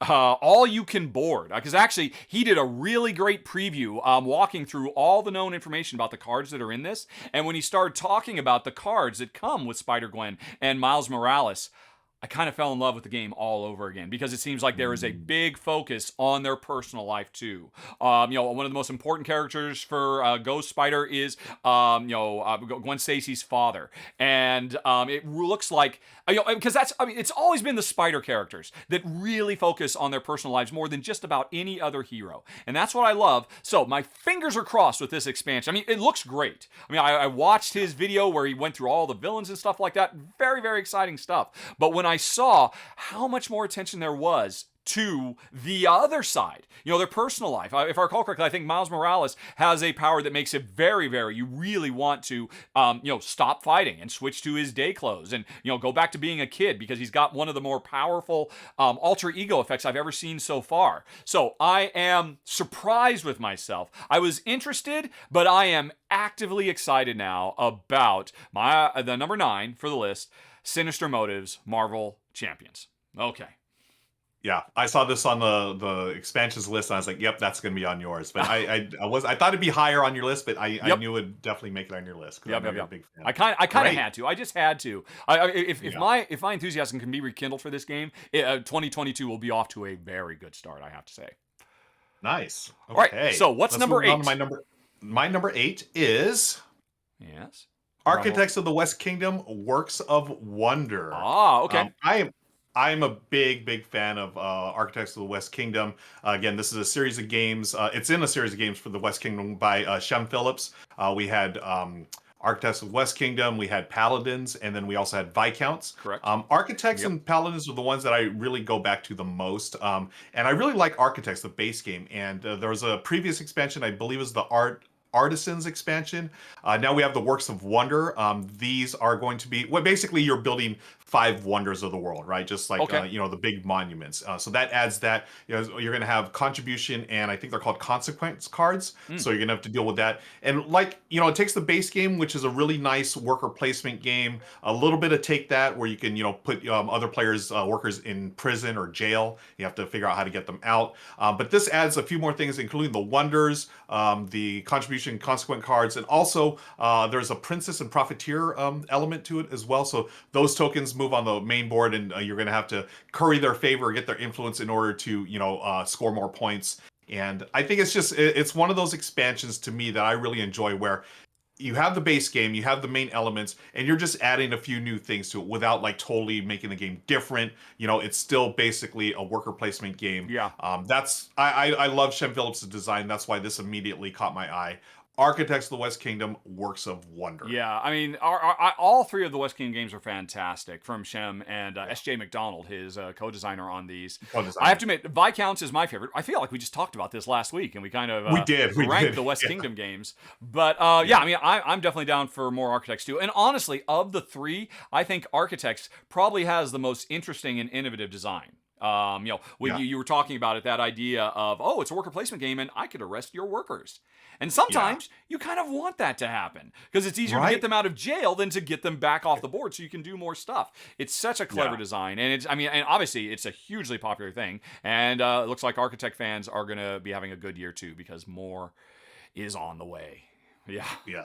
Love it. All right. Okay. What's your number 7? Well, okay. My number 7 is an expansion for another worker placement game, as it happens right now, and one of my absolute favorites of all time. It's the Pursuit of Happiness Nostalgia. And I don't know if you played Pursuit of Happiness. I mean, it's not quite as big as the Architect series or Marvel Champions. Yeah, I have not, unfortunately, but I've heard nothing but good things about this game. Oh, you have to play it. You would love it, Ruel. It is basically, this is a worker placement game where our workers represent the time of our lives. Every time we place a worker on the board, that basically represents like 5 years of our overall life, of our early days as a teenager or a young adult or in the middle ages and old age. And everything we're trying to do is score happiness points in this game. It's a card drafting game, and actually there's no pictures here. I wonder, should I just go on ahead and do a quick search for Rahdo Pursuit of Happiness so I can actually put something of it on screen just so people can get a better idea of what it looks like. See here, there we go. What page am I on? I don't know. I think I was on Reddit there. But yeah, so this is a big, colorful card drafting worker placement game where all the cards you can get represent friends, family, jobs, careers, hobbies, memories, all kinds of things. Cherished possessions, and at its heart, this is a game all about getting cards and playing them to be able to convert time, money, and other resources into happiness to see who has lived the best life by the end of the game. My wife and I have always loved it. This game, we have had some games where literally when we're getting towards the end and it's old age, I mean, we have had such poignant stories that have evolved. I mean, we've actually cried. I'm not even gonna. If I actually talk about one of the stories my wife and I played, where there's this, where dance was an important thing throughout the life of this one person, and there was like a forbidden love that they were ultimately able to consummate in their golden years, and they said they had one last.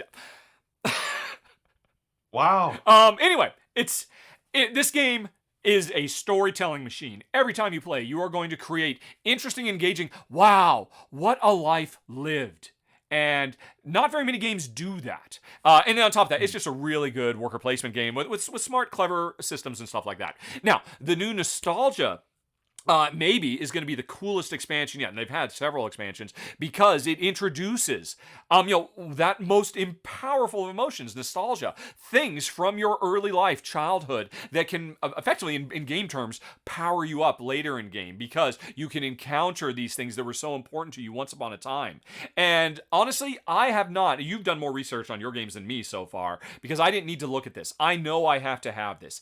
Every new expansion for Pursuit of Happiness has made it better, has made it more emotionally engaging and rich. And Nostalgia, I think, has the potential to be the most, enveloping and interesting story-wise so far because nostalgia is such a powerful force in all our lives. And I cannot wait to see how it works its way into Pursuit of Happiness Nostalgia, number 7 on the list. Wow. And I need to compose myself a little bit. Yeah, no, take a breath, my friend. Take all the time you need. The fact that you were so emotional about this and so passionate about it, I need to play this game. Oh my gosh, I love yes, you what do. Said.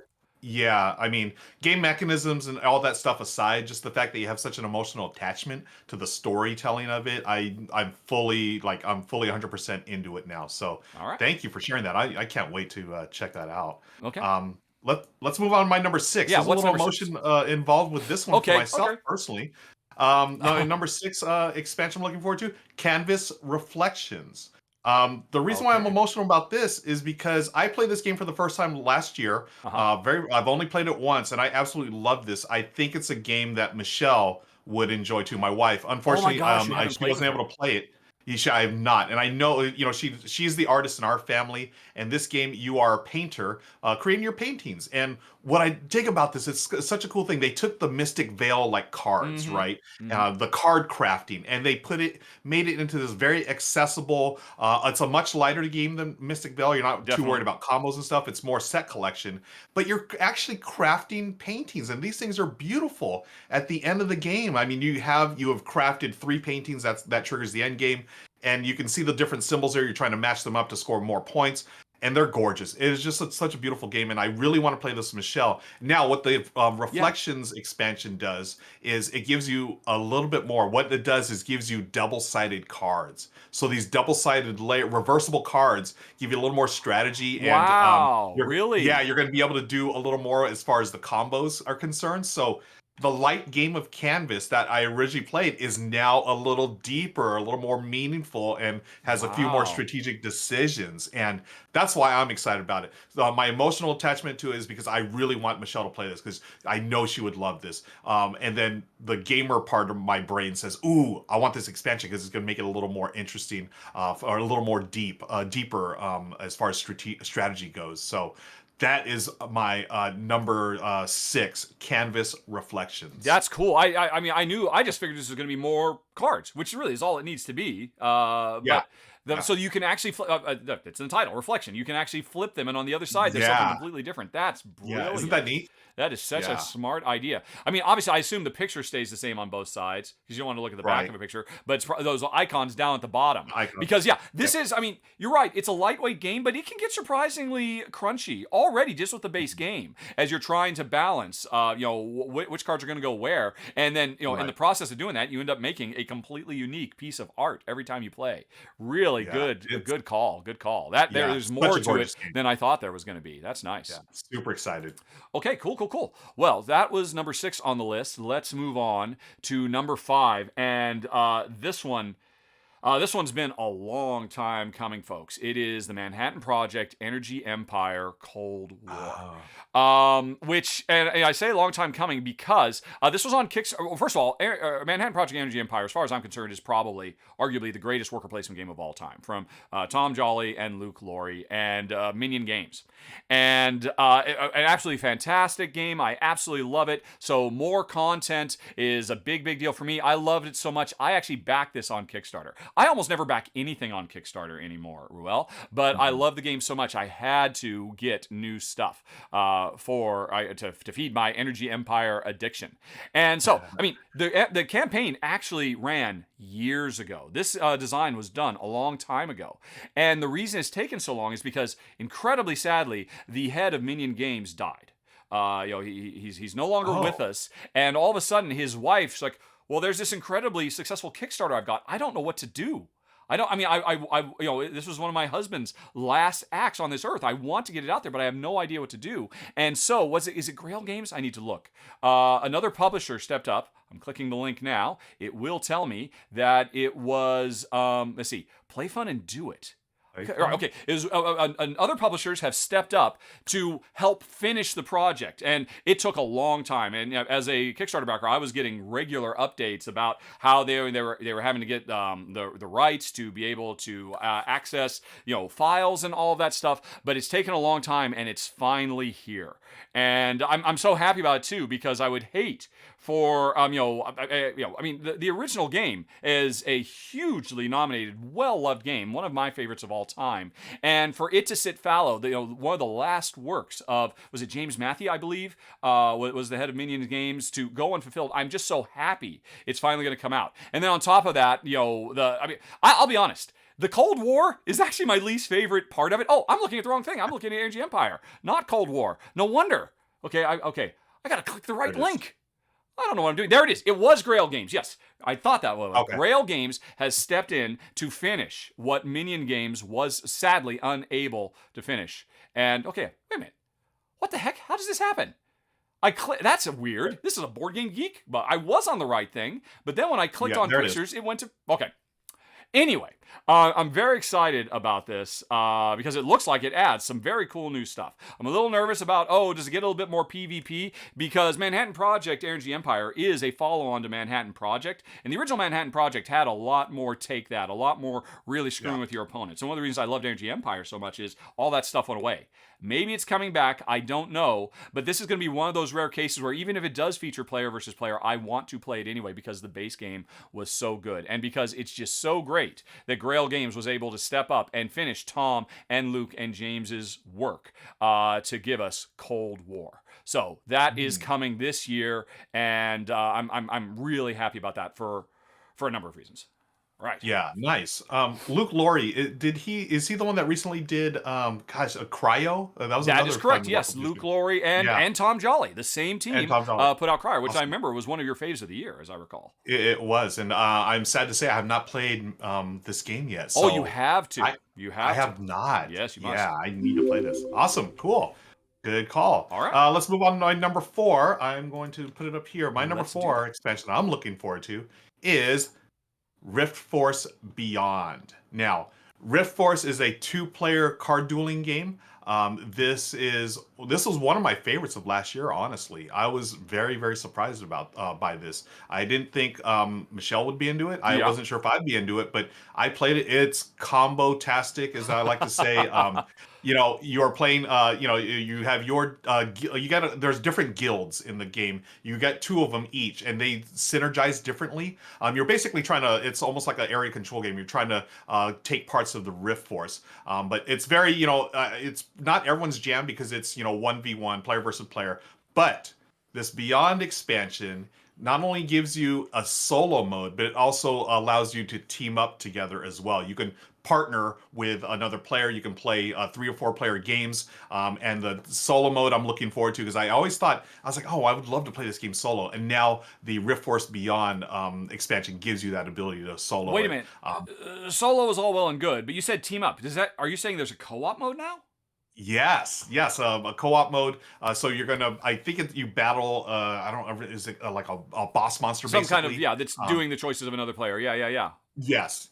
So it's a really cool design where each of your cards is really powerful and can do stuff, and you're trying to figure out, okay, do I want to go along the Riftforce to try to take this area, or do I hold back cards in order to have like a stronger turn next turn, or do I combo it with one of my other factions? It's a really cool design. I felt like it was a little overlooked last year for whatever reason. Maybe there's just so many games that come out every year, but this one was overlooked. I can't wait to play this one, especially with that co-op thing where you're partnering with another player. It is Riftforce Beyond. Yeah, me too. You have definitely piqued my interest in a big bad way. What I was just showing on screen for folks who are listening in podcast form rather than watching the show, Shay did a run through for it, a preview when it was on Kickstarter. And I have to admit, when I first read it, I thought, wow, this sounds really a cut above the average dueling wizard game. So much stuff, really interesting how you kind of you combine all these decks of guilds and you get really different play styles every time. And it was successful. But you're right. I don't think it's caught as much attention as it should. I'm glad you really dig it. I believe I remember hearing Tom Vassell raving about it at one point as well. Oh, okay. And it eventually got picked up by Capstone. So Capstone Games. Oh, then it has a bright future. Yes, it does. So again, one thing I should mention about the new expansion, not only does it have the new different modes, but it does come with I think 8 new guilds. And all of these, now you've got a total of over a dozen that you can mix and match, and I can't wait to try these out. That's Riftforce Beyond. You always talk about how, Rahdo, you know so much about games. I'm just getting to learn stuff. You are teaching me a lot today. There's a lot of stuff that I saw. I'm thinking to pass. And you're really opening my eyes. That is very, awesome. Very cool. Because I'm glad I can return the favor, my friend. Yeah, totally. That is a nice one. Number 4, Riftforce Beyond. See, there's no hint in there of co-op. They was called a Riftforce Alliance or something like that, so that I would have. My precious, my pretty. Okay, cool. Well, that is very exciting. Much more so than I thought it was going to be when I clicked the link and saw what it was. Because by the way, folks, we have no idea what's on each other's list when we start doing this. I just have basically a list of Bitly links that I follow and put on the screen. But anyway, that's neither here nor there. That's all behind the scenes. That's making the sausage. Let's actually talk about more sausage. My number 3 is Tapestry. Arts and Architecture. And Yes. oh my gosh, Ruel, I love Tapestry so much. As far as I'm concerned, is it the best game from Stonemaier Games? It might be. As far as I'm concerned, it is the Wow. second. Yes, Nice. I say that. I'm Wow. taking that pretty seriously. Mm, I really like Charterstone too, but no, I think Tapestry goes above it. And of course, Nice. Scythe is never going to be my jam. So sorry, Scythe fans, but I put this over Viticulture? Viticulture any Are day you a of the week. viticulture fan? Yeah. Viticulture is a brilliant worker placement game. Tapestry Yeah. is a cut above as far as I'm concerned. Wow. Jen and I have always been big fans of it, and when I talked right up front about how excited I am that I get to play revisit games. I've actually played this. I got an advanced copy of it. I covered it in last month's roundup. It's going to be coming soon, and this is a big deal. This is not the first expansion for Tapestry, but I would definitely say it is the most important. It adds more really cool new pre-painted minis of the neat buildings you can build. That's all very, very nice. Yeah, those are that's not fan painted stuff. That's the way they come in the box, which is just great. It adds a bunch of new what do you call them? Civilizations, societies that do really new and interesting stuff, like always, which is also very well and good. And actually, it's gotten so big now. I've had to. Blasphemy, folks, I know, but I've squeezed it all into my main Tapestry box by tossing my Tapestry insert. It's gone. It's Oh, gone. No more. really? Because look at all this Oh my stuff that gosh. comes with it. I had to find room for all of these things. So I was excited because every time you play Tapestry, when you play another civilization, they're all so unique. They're all so game changing.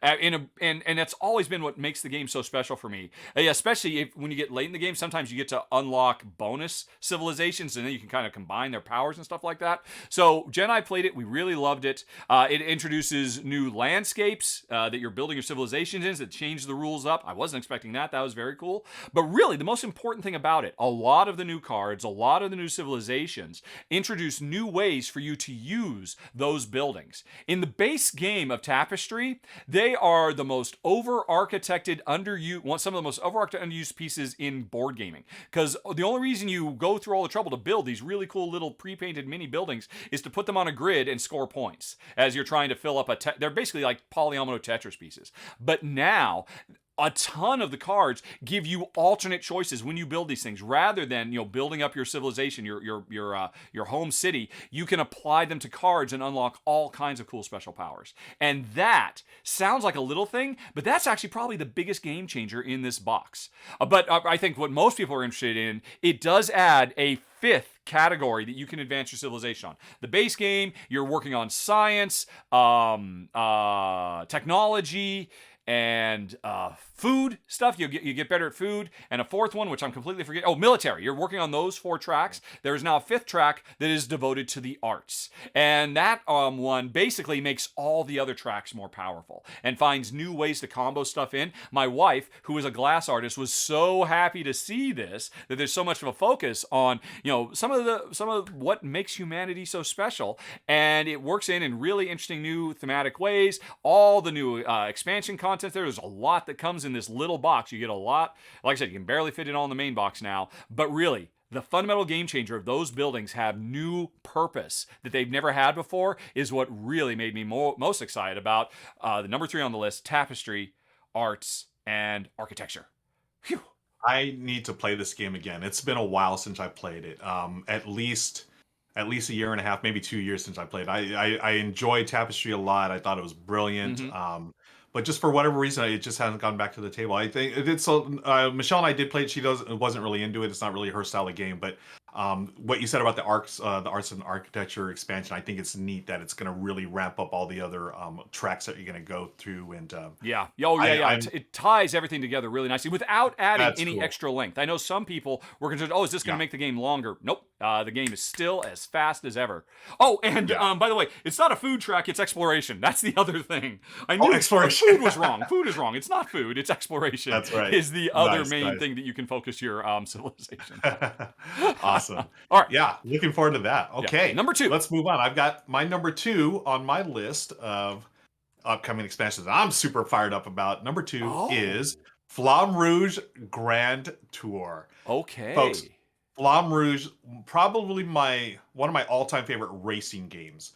This game, the base game is fast-paced. It's basically a hand management game. Yeah. You have, just like the Tour de France, you've got your cyclists. You have a cyclist team. You're trying to, go around the track and get to the end. You're going to play cards. So some of them are going to slow you down, and if you really want to be efficient, you're trying to like slingshot or draft behind other riders so you can get extra movement.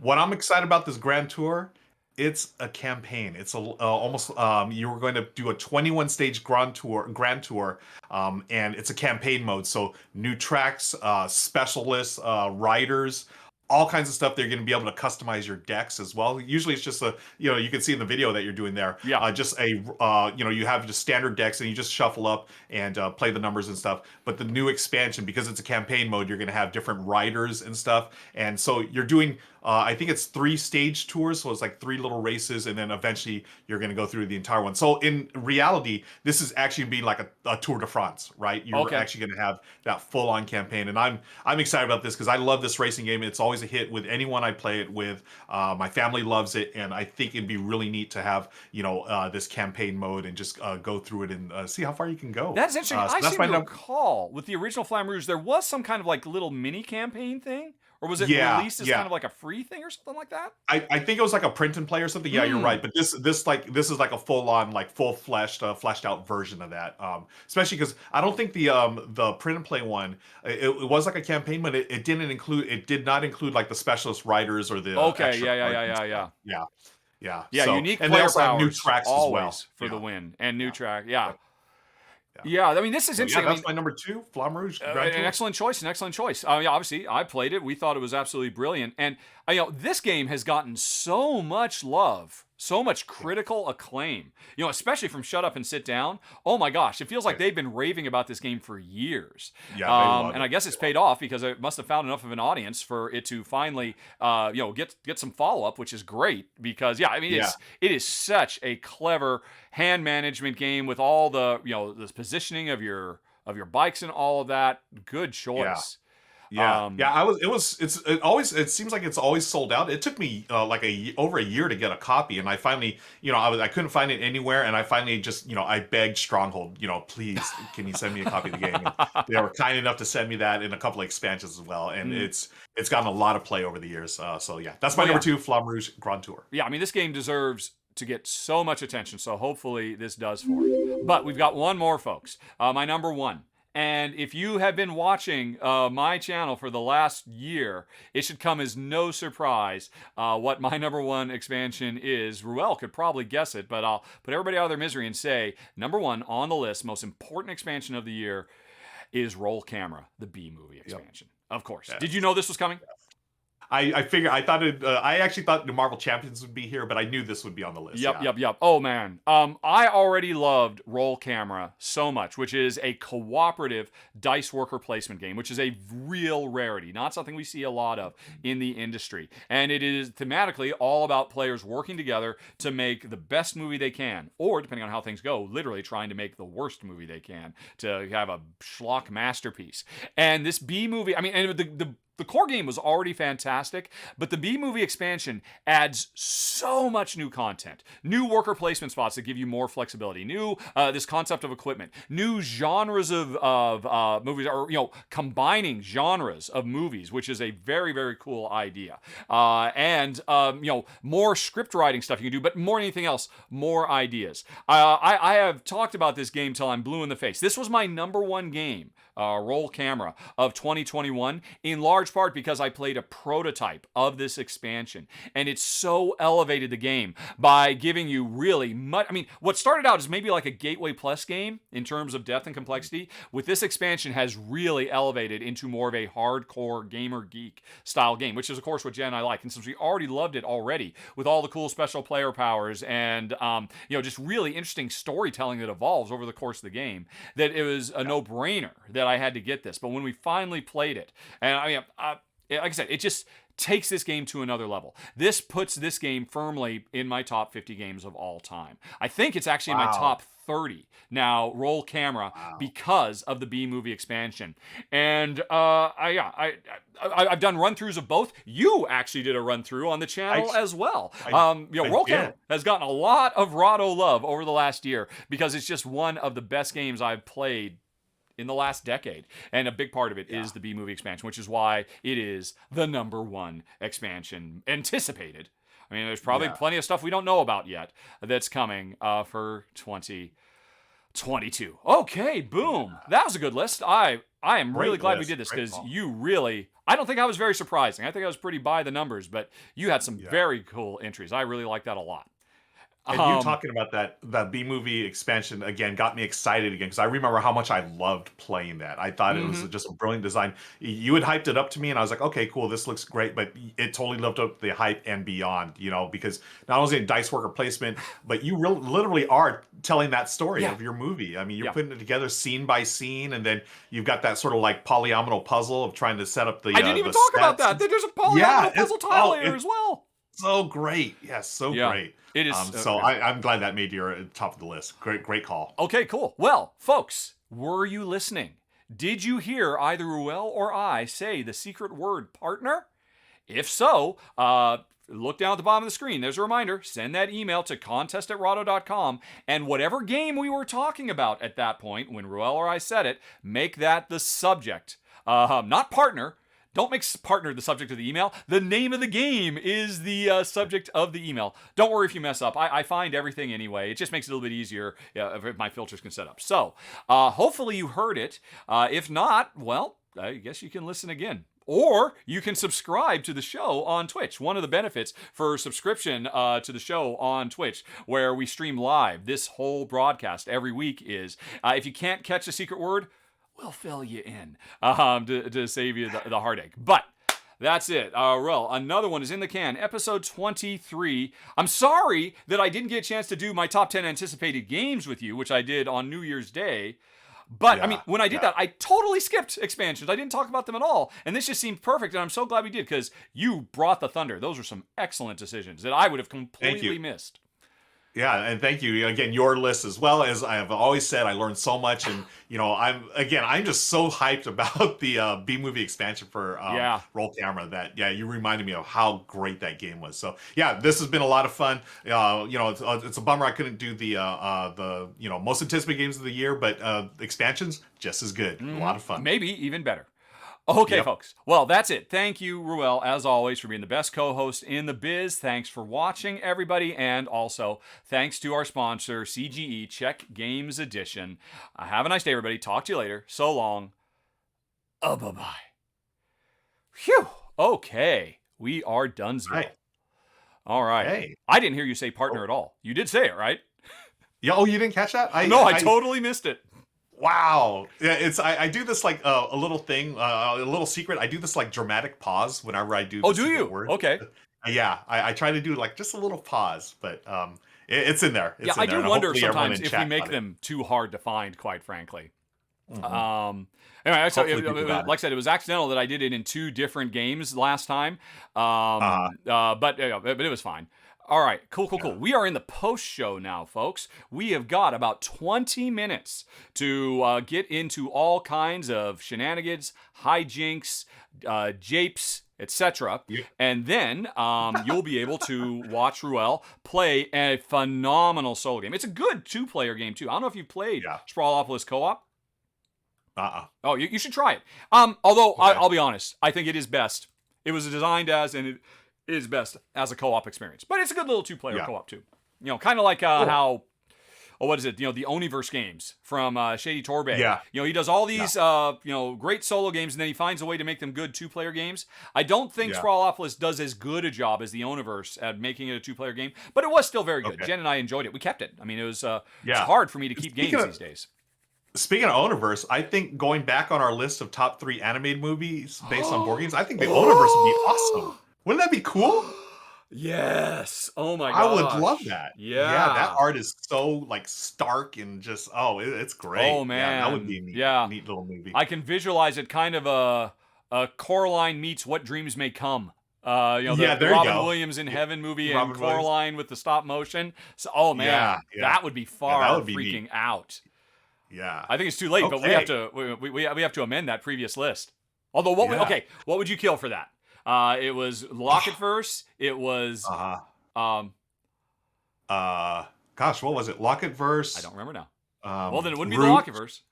Oh, Yeah, Root. not And Root. we And talked about tiny towns, and I Tiny there was a big push for Galaxy Trucker because James Gunn directed animated Oh, yeah, feature yeah. film Galaxy Trucker. So Yeah. obviously you're going to dump Galaxy Trucker in favor of Oniverse. Yeah, I would. I- And honestly, yeah. Ryan Yeah. Lockett, I love you, man, and I love what you do, but I would bump. Oh no, would I? I can't do that. Oh Wow, man, you would? I Oh know, my I gosh. can't. I was about to say I would, but I'm not. I'm not saying that. I'm not saying that.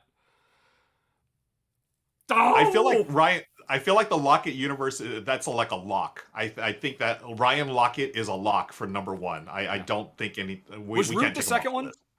Root was the second one. Honestly, I would rather I could dump take or leave Root. that. I love the look of Root, but I don't Yeah. know. It'd be a big game. It would be a big movie about war. It'd be kind of depressing and sad. Yeah, that's true. Yeah, it'd be sad to see all these animals killing each other. Exactly, it'd be horrible. Yeah. Critters, What do you want you know, next? yeah. Mouse, the feature film. I mean, actually, Mouse, the feature film would be amazing. You know what? I would watch the hell out yeah, of that. Yeah. Yeah, that. But yeah, I would. I'm getting emotional just thinking of that. Oh my That gosh. is- Yeah. Can you imagine? That graphic anyway, though, novel changed my life. Folks, Yeah. folks. Hi, welcome back. Did anything happen while we were gone? Oh, we have some supersized avatars in the house. We have Yes. another, or we had the Trivial Pursuits. Okay, it looks like we're caught up. So we have got 15 minutes before you got to bail to prepare, and then 5 more minutes Yes. before you start. So you want to try to squeeze in a trivia, or Sure. all right. Let's see. Let's take care of business here. Yeah. What do we got? Nazgoth, you want some trivia? You got it. Let me find the big old wheel. Boop. And let me find the big old button to push for the big old wheel. You can see the wheel is getting slimmer as things happen. I'm just pulling them out. I assume when we get down, I mean, what do we do? It's just when there's only one left and it's fait accompli, that's when the wheel will refill, I suppose. Yeah. I didn't really have a plan here. All right, let me find it. Do I have the wheel button? Oh man, those are some big. All right, scroll up and spin. Tick, tick, tick, tick, tick, tick, tick, tick, tick. Oh, there's only one general left. Okay, so It's me. I am up. Okay. all right. Um. So go ahead and remove a Rahdo. Yeah. All right. So Rahdo-based trivia. What is that going to be? Pick another time frame for my life. Help me narrow it down. I've lived a life. Okay. There's a lot of stuff that's You happened. you have lived a life. You talked about when you and Jen met. Yeah. You've talked about your time in the video game industry. Well, why don't we just go back to the very start of when you got into a board game content creation? Is it 10 years now? How many years have you been doing this? I actually in April of this year will be my 10th year.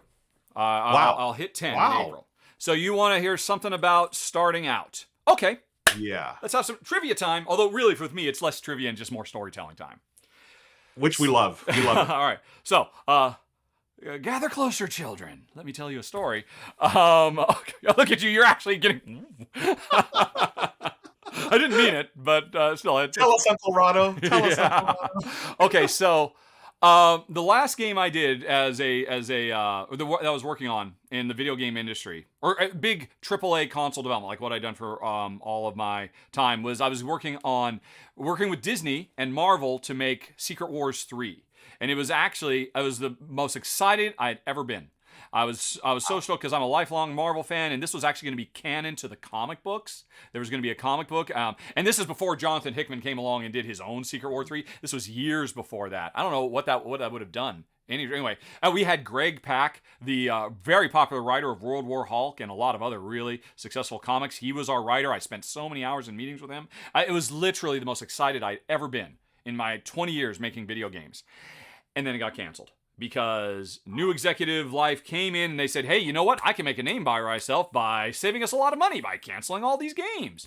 I'm like, oh, all right. And so that was such a crushing blow that I'm like, okay, I can't do this. I have to retire. Honey, I can't keep doing this anymore. And she said, well, you're 45. It's a long time before we can get to our retirement savings. What are you going to do?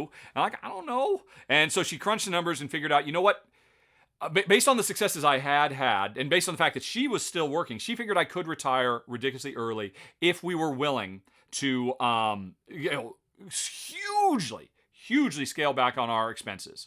And that's saying something, because we are already the cheapest people you will ever know. I mean, everything we buy, use, we never get nice things for ourselves. We never go out, and we'd have to live even cheaper. And I was totally on board for that, except for the fact that I had a year prior fallen in love hard with board games. And I was already to the point where, I'm spending like $2,000 a year on new board games because I love them so much. And, this was back in 2010. I mean, these days, geez Louise. And I'm like, okay, well, I could stop working, but I'd have to give up board games. I'd have maybe we figured out I could have 6 a year. There's something like that. And I'm oh my God. Ugh. I mean, we're like really hardcore restrictions. And I thought, well, you know what? Tom Vassell, he gets free games sent to him all the time. I wonder if I could, if I did a show. And then there was this, and I've actually told the story. I'm not going to dwell on that story too much. But ultimately, that's what led to me doing Rahdo Runs Through, right? But there was a window, Ruel. There was a window between leaving the video game industry and starting Rahdo Runs Through, where I'm like, what am I going to do? And let's see. Asdevium is a board game distributing house in England. I think they've been bought out by Asmodee since. They might be now Asmodee UK or something like that. But at the time, they were called Asdevium. And they were like a half an hour drive from my house. And I found this out, and I thought, well, what if I go get a job working full-time for them?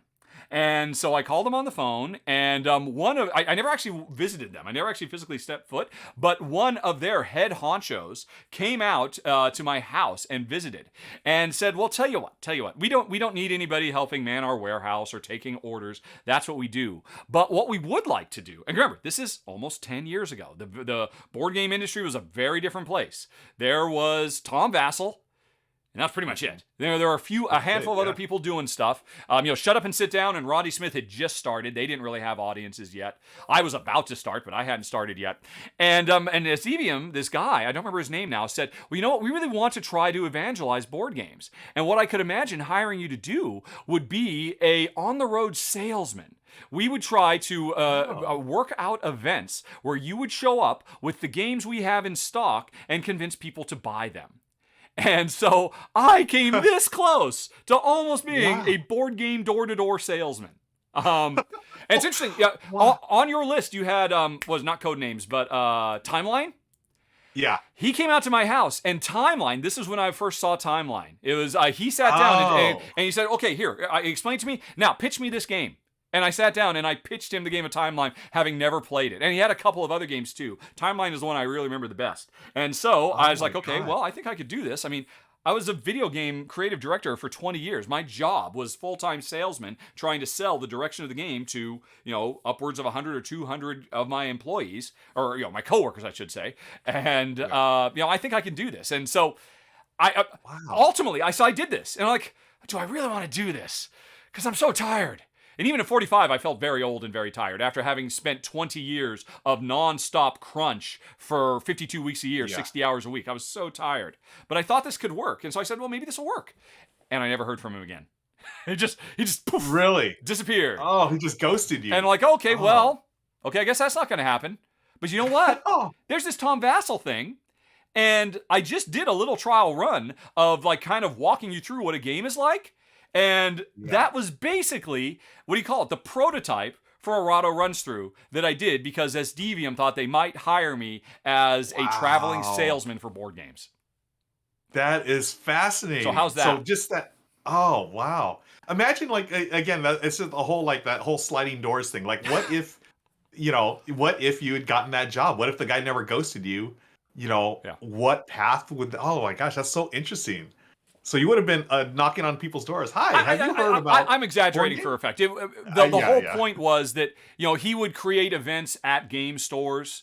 And the game stores would advertise to try to bring people in, and I would be there just, hey, I got my suitcase full of games. Let's open them up. Yeah. And let me spend all day pitching you how great these games are to hopefully sell them. So there was multi levels of stuff going on. Asdevium is trying to get better relationships with the game stores and all of that. So door to door is a bit of a stretch for comedic effect, but not much. And it certainly would have felt like that. I love the image. I love the image of you going door to door with a suitcase full of games, Yep. knocking on people's doors. Well, speaking of That's- door-to-door that's- sales, we'll have to save that Yeah. for another trivia. And the next time I come up on the wheel, you'll have to ask me Ooh. about my experience as a door-to-door vacuum cleaner salesman in high school. Oh my gosh, folks, remember that. People in chat, let's remind them of that Yep. next time. All right. Cool. Let's see. Great Okay, story. we should do some Q&A now, I think. Yeah. Let me. Oh, shoot. Can you put Q&A on the board? I accidentally closed the thingy. Do you still have the... I closed it too. All right. Because... I got it. All right, okay, cool. I will scroll back and I'll start looking for... Folks, Q&A. start asking questions. Questions about the stuff we just talked about. Questions about my experiences selling games. Let's see. First of all, let me see if were there any highlighted messages, because I don't see any in the scroll. If I scroll... Oh, there is one. James pointed out that apparently you broke me by mentioning co-op on Riftforce. That's really cool. I had no freaking idea. When they contacted me, I took that and said, oh, this is really clever, but no, total pass. There's no way Jen and I will ever play this. I was really happy that Shay wanted to play it, and he did a really good job. It was one of his first run-throughs. So that's actually really cool. It's a terrific game. Oh, here's a question. Okay. Now that you're on Twitch, has your YouTube viewership for these videos dropped, and how much does that matter, or do you care? Okay. So we were talking about the R&R show that we put up on Wednesday.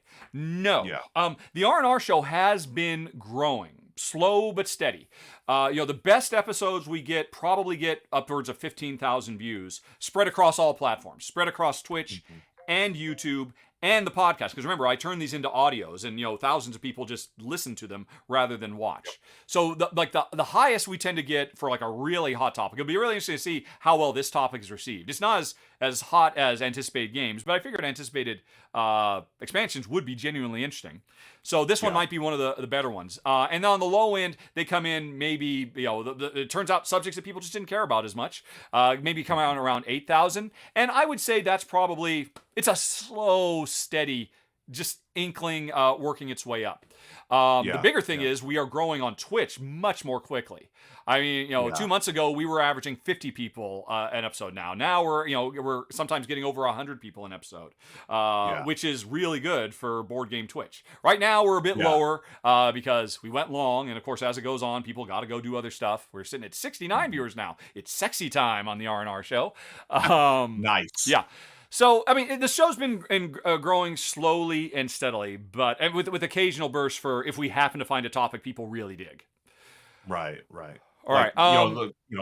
Okay. James, who highlighted, so he spent his points to make this stand out, has Pursuit of Happiness replace CV for me and Jen. Oh, totally, 100%. We've kept CV. Okay. I really like CV a lot as well, but there's almost no reason to, because I don't think I would ever play CV if I could sit down and play Pursuit of Happiness instead. Nice. Yeah, I really want to play it now, especially after how you talked about it during the show here. Yep. Just a reminder, real quick, folks. I'm going to be going live in a couple of minutes on my channel, and Rahdo, y'all are going to raid my channel. Oh, yep. I am playing Sprawlopolis today, solo game. In my Discord channel, we have friends James and Legends who do a solo challenge every couple of weeks, and this week's is Sprawlopolis. So I'm going to live stream my playthrough of it. It's a fun solo game. Again, one of my favorite designers, Danny Devine, who's done Kohaku, Harvest Dice, and Topiary. This is one of his designs for Button Shy Games. If you love it, if you all came out and watched, and you are going to get extra points as well here on the Rahdo channel by following the raid. So yep. With that said, so you're bailing now. I'm going to bail now. Do a quick bio break and then get ready. I am all set to go. So I want to thank you and everyone in chat again. I'm going to log off the call. Is that correct? I'm going to log off. You might as well hang up, shut down Discord. Yeah. And then, use OBS and stream that direct to Twitch the way you normally do. Awesome. Cool. Okay. Cool. Thank you again, my friend. We'll see you next week. Alrighty. And so now, folks, he's out of here. Now that we lost the Wookiee, we can just focus on important stuff. It looks like, what is that little thing that stays when he logs out? Okay, I need to hide that because that's not cool. Hide Discord. Boop. Alrighty, cool. So let's see if you have any more questions, because we got 5 minutes to kill before we raid. I'm actually really excited about raiding Ruel. That's actually fitting into an R&R. Okay, let's see. Oh no, Nazgoth, did Ruel win Wonderful World Solo yesterday? I don't know, and he just left. We'll never know. But hey, if you raid, you can ask him, because I'm sure he'll do some chitty chat with the audience up front first as well. Let's see here. Any more questions? Oh, we were all kind of caught up. We didn't really have that much to say. Let me scroll back up. A Ruel rule so Ruel can rule, says Darren Drinker. I don't know what you're referring to, but I do like that. Alrighty. Oh, it's a bunch of questions for Ruel. No Viscount expansions. Actually, I did talk about the Viscount expansions when I did. I talked a little bit about expansions when I did my most anticipated games, and I did mention it. And we actually talked about Viscounts versus. Why did we talk about it? I feel like we talked about. Oh yeah, because the Viscount expansions are coming on Kickstarter. Last week we did a cool upcoming Kickstarters, and one of them was the new Viscount. 2 expansions that are coming, and I prefer Viscounts. He prefers Architects. So it was 2 weeks in a row of West Kingdom talk. Coincidentally, did not plan that at all, but no surprise considering how good it is. Let's see here. It must be. Oh shoot! Oh no, Goblin. How did I miss that? And you even put 5 question marks. The 10. What other expansions did we do? Yes, I want to say what expansion we did, and I can't pin you for some reason. I'm not quite sure why it won't let me pin you. That's weird. Oh, there it is. There's the pin. Boom. Well, I can't speak for Ruel because he bailed. You can ask him again. Here's another reason to raid him. Insist that before Sprawlopolis begins, he tells you his top 10 through top 6. Let me find mine. Right, where did it go? Okay, how would I find that? Okay, I need to open up this file, I think. I should have been prepared. This should just be a standard. After every show, the first thing we should do while we're waiting for you folks to ask questions is say, hey, here's the other stuff we were excited about. All right, let's see. I need to go to the Ducktop folder. I need to search for top 10. And do I have them in here? Yes, I do. Okay, my number 10 was Dominations Rise and Fall. I'm really excited about that. I've only played Dominations half a game at a convention. I've been so excited to play the full version of it. They are sending it to me with Rise and Fall. This could be my number 3 Civilization game after Nations, my number 1, and Tapestry, my number 2. My number 9 was Dominion Allies, which was on Ruel's list. My number 8 was Witchstone Full Moon. Witchstone, oh my gosh, what a fantastic design from Reiner Knizia. Very, very excited about more content for it coming soon. My number 7, Isle of Cats, Kittens, and Beasts. There's actually 2 Isle of Cats expansions. The other one was Boats. And I thought, okay, which one am I going to put on? The boats look cool, just basically new boat layouts. But then, oh my gosh, cute little kittens and cute little other beasties that can make friends with your cats. I had to have that one. Plus, like I said right up front, I just want to have an excuse to play more Isle of Cats. And then my number 6 was New Frontiers Starry Rift, which wouldn't have been great to show you because there's no pictures of it anywhere yet. But supposedly, this is the year. That we'll finally get, because New Frontiers, which is basically Race for the Galaxy, the card game, it desperately needs expansion content. And so Starry Rift is going to be it, and I'm very, very excited about that. Good question. Sorry I missed that. But again, go raid Ruel, and he'll tell you what his were. I'm curious if he had any overlaps with me. We did overlap on Dominion. I wouldn't be surprised if he put Isle of Cats on his as well. But I bet you anything, he has completely different ones. I wouldn't be surprised if we had no overlap at all, quite frankly, other than Dominion Allies, because we both love Dominion so much. Okie dokie. Right. Oh, and then I see Majagua82 asked, do I own New Frontiers? An expansion might come out this year.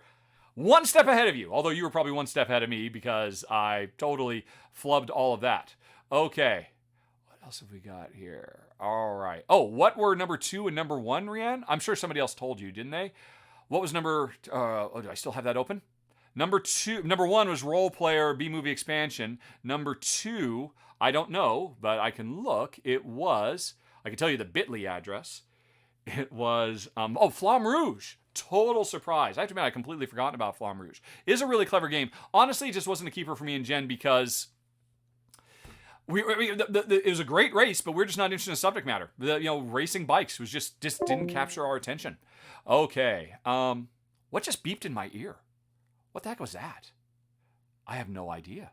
Oh, it's Ruel. It's Ruel saying, oh no, it's right. Oh, it's Discord saying Ruel's gone. You're by yourself. Hang up Discord. All right, I'll hang up Discord. Fine. Let's see. Do I have any games that I regret getting rid of? Asked Corthane. Oh, totally. Well, there's a bunch. Actually, I did a top 10. Top 10 games I regret getting rid of. You can Google search and find that. Although that was a list of games that I only kind of regret. I got rid of them because I know we never enjoyed them. I just regret not being able to enjoy them. It was a list of games that were like, punching and kicking, or didn't work well with 2 and were better with 3. So games that we got rid of that I thought were it was basically me saying, here's the best games ever that I got rid of, and I wish I didn't have to. They just don't work for me in Gen. Games that I made a mistake about. Tell you what, let's go to gone.rahdo.com. Let's do that. Let's bring, while we're giving Ruel a little bit of time for a bathroom break and setting up. All right. Brass Birmingham, right off the bat. Brass Birmingham and Lancashire. I prefer Lancashire to Birmingham. They're both so great. I've donated them to the Dice Tower West Convention because I just knew it just didn't make sense for me to keep them, but they're so freaking good. I would just never get a chance to play them. Terraforming Mars, I do not regret. Gaia Project, I feel a little bad about. And here's the weird thing. The reason I got rid of Gaia Project is I got it at the same time that I got Caledonia. And I thought, well, okay, of these two, I guess I should keep Caledonia because it was a smaller, and it didn't take as much time. I since got rid of Caledonia as well. And Caledonia is also amazing. Or Clans of Caledonia, I think it's called. Right, Twilight Struggle, no. Duel, that just makes me sad. Terra Mystica, I actually have it again now. Because somebody told me Sea of Merchants makes the 2-player for Terra Mystica so much better. So I've gone back out and I bought another copy of Terra Mystica and a copy of Sea of Merchants. And I believe I'm going to be covering it this month because it finally made it to the top of the Rahdo request list with thumbs. So you'll be hearing about that expansion if it works well for 2. Dune Imperium, nope, it just wasn't for us. There's Brash Lancashire. Arkham Horror, the card game, no, especially now that I've got Marvel Champions. If even I'd kept it, it was weird. I got rid of it because I said I didn't want to go down the rabbit hole of trying to get everything for it. I've totally fallen down the Marvel Champions rabbit hole now. I couldn't afford both rabbit holes, so I think it was the right choice. Oh, there's Clans of Caledonia, and I got rid of it because I had to get rid of a ton of stuff for the international move to try to cut down on how much it costs to move from Malta to the United States. And it was a lot of tough choices. Caledonia was one of them. Same for Mech vs. Minions. I missed that so much. We finished the campaign. I thought, okay, well, cool. I don't need to play it anymore, but it's just so nice to have. But it was a gigantic box. And again, trying to cut down on space for the international move. I definitely missed that. And if they ever come out with an expansion, you better believe I'm going to seek it out and get it again. So there's a few. Do I regret Race for the Galaxy? No. I would just never play it. And also, I think I would rather play New Frontiers over Race for the Galaxy as well, which I'm sure is blasphemy for some folks. So anyways, that was a good question. There's a few. Alrighty. What happened to the games that stayed in Malta? 3 things. A bunch of those games ended up going in a box to Paulo, the guy who does all my Klingon subtitles. Paulo made out like a bandit and got a bunch of great games. There were also a few gamers in Malta. Sometimes they actually show up for these live streams and say, hey. So some of them went to them. And there was also a brand new board game store. 100% that had just opened up, like I think literally 2 weeks before we were leaving. And so I contacted the guy and I ended up giving him a bunch of the games that we left behind so that he would have a bigger library of stuff for his grand opening. So that's where a lot of them went as well. All right. Right. Oh, really? Blue Sapphire. I didn't think I would get much agreement with New Frontiers being superior to Race for the Galaxy.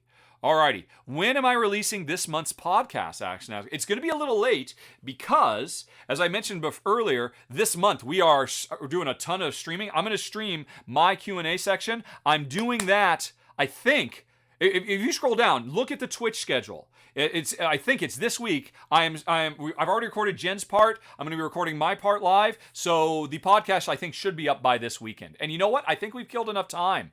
I think Ruel's saying, that guy's going long. Let's go on ahead and raid our good friend Ruel. And remember, folks, first thing to ask is, what were his other choices? Because I want to know too. And I will definitely watch for that. So there he is. We're starting the raid. And thanks for watching, everybody. I enjoy doing this show. I mean, it's a lot of stress getting ready for the show, but then once it starts, it's a blast. I just love hanging out with Ruel, and I love hanging out with you folks too. So go say hey and give Ruel all the love. Raiding now. Go! Raid, raid, raid, raid. And off they go. And let's see if there's Ruel. All right. So now I'm just watching Ruel. And here comes the party. He's talking about his hoodie. Here we go. Oh, and there's his... Oh!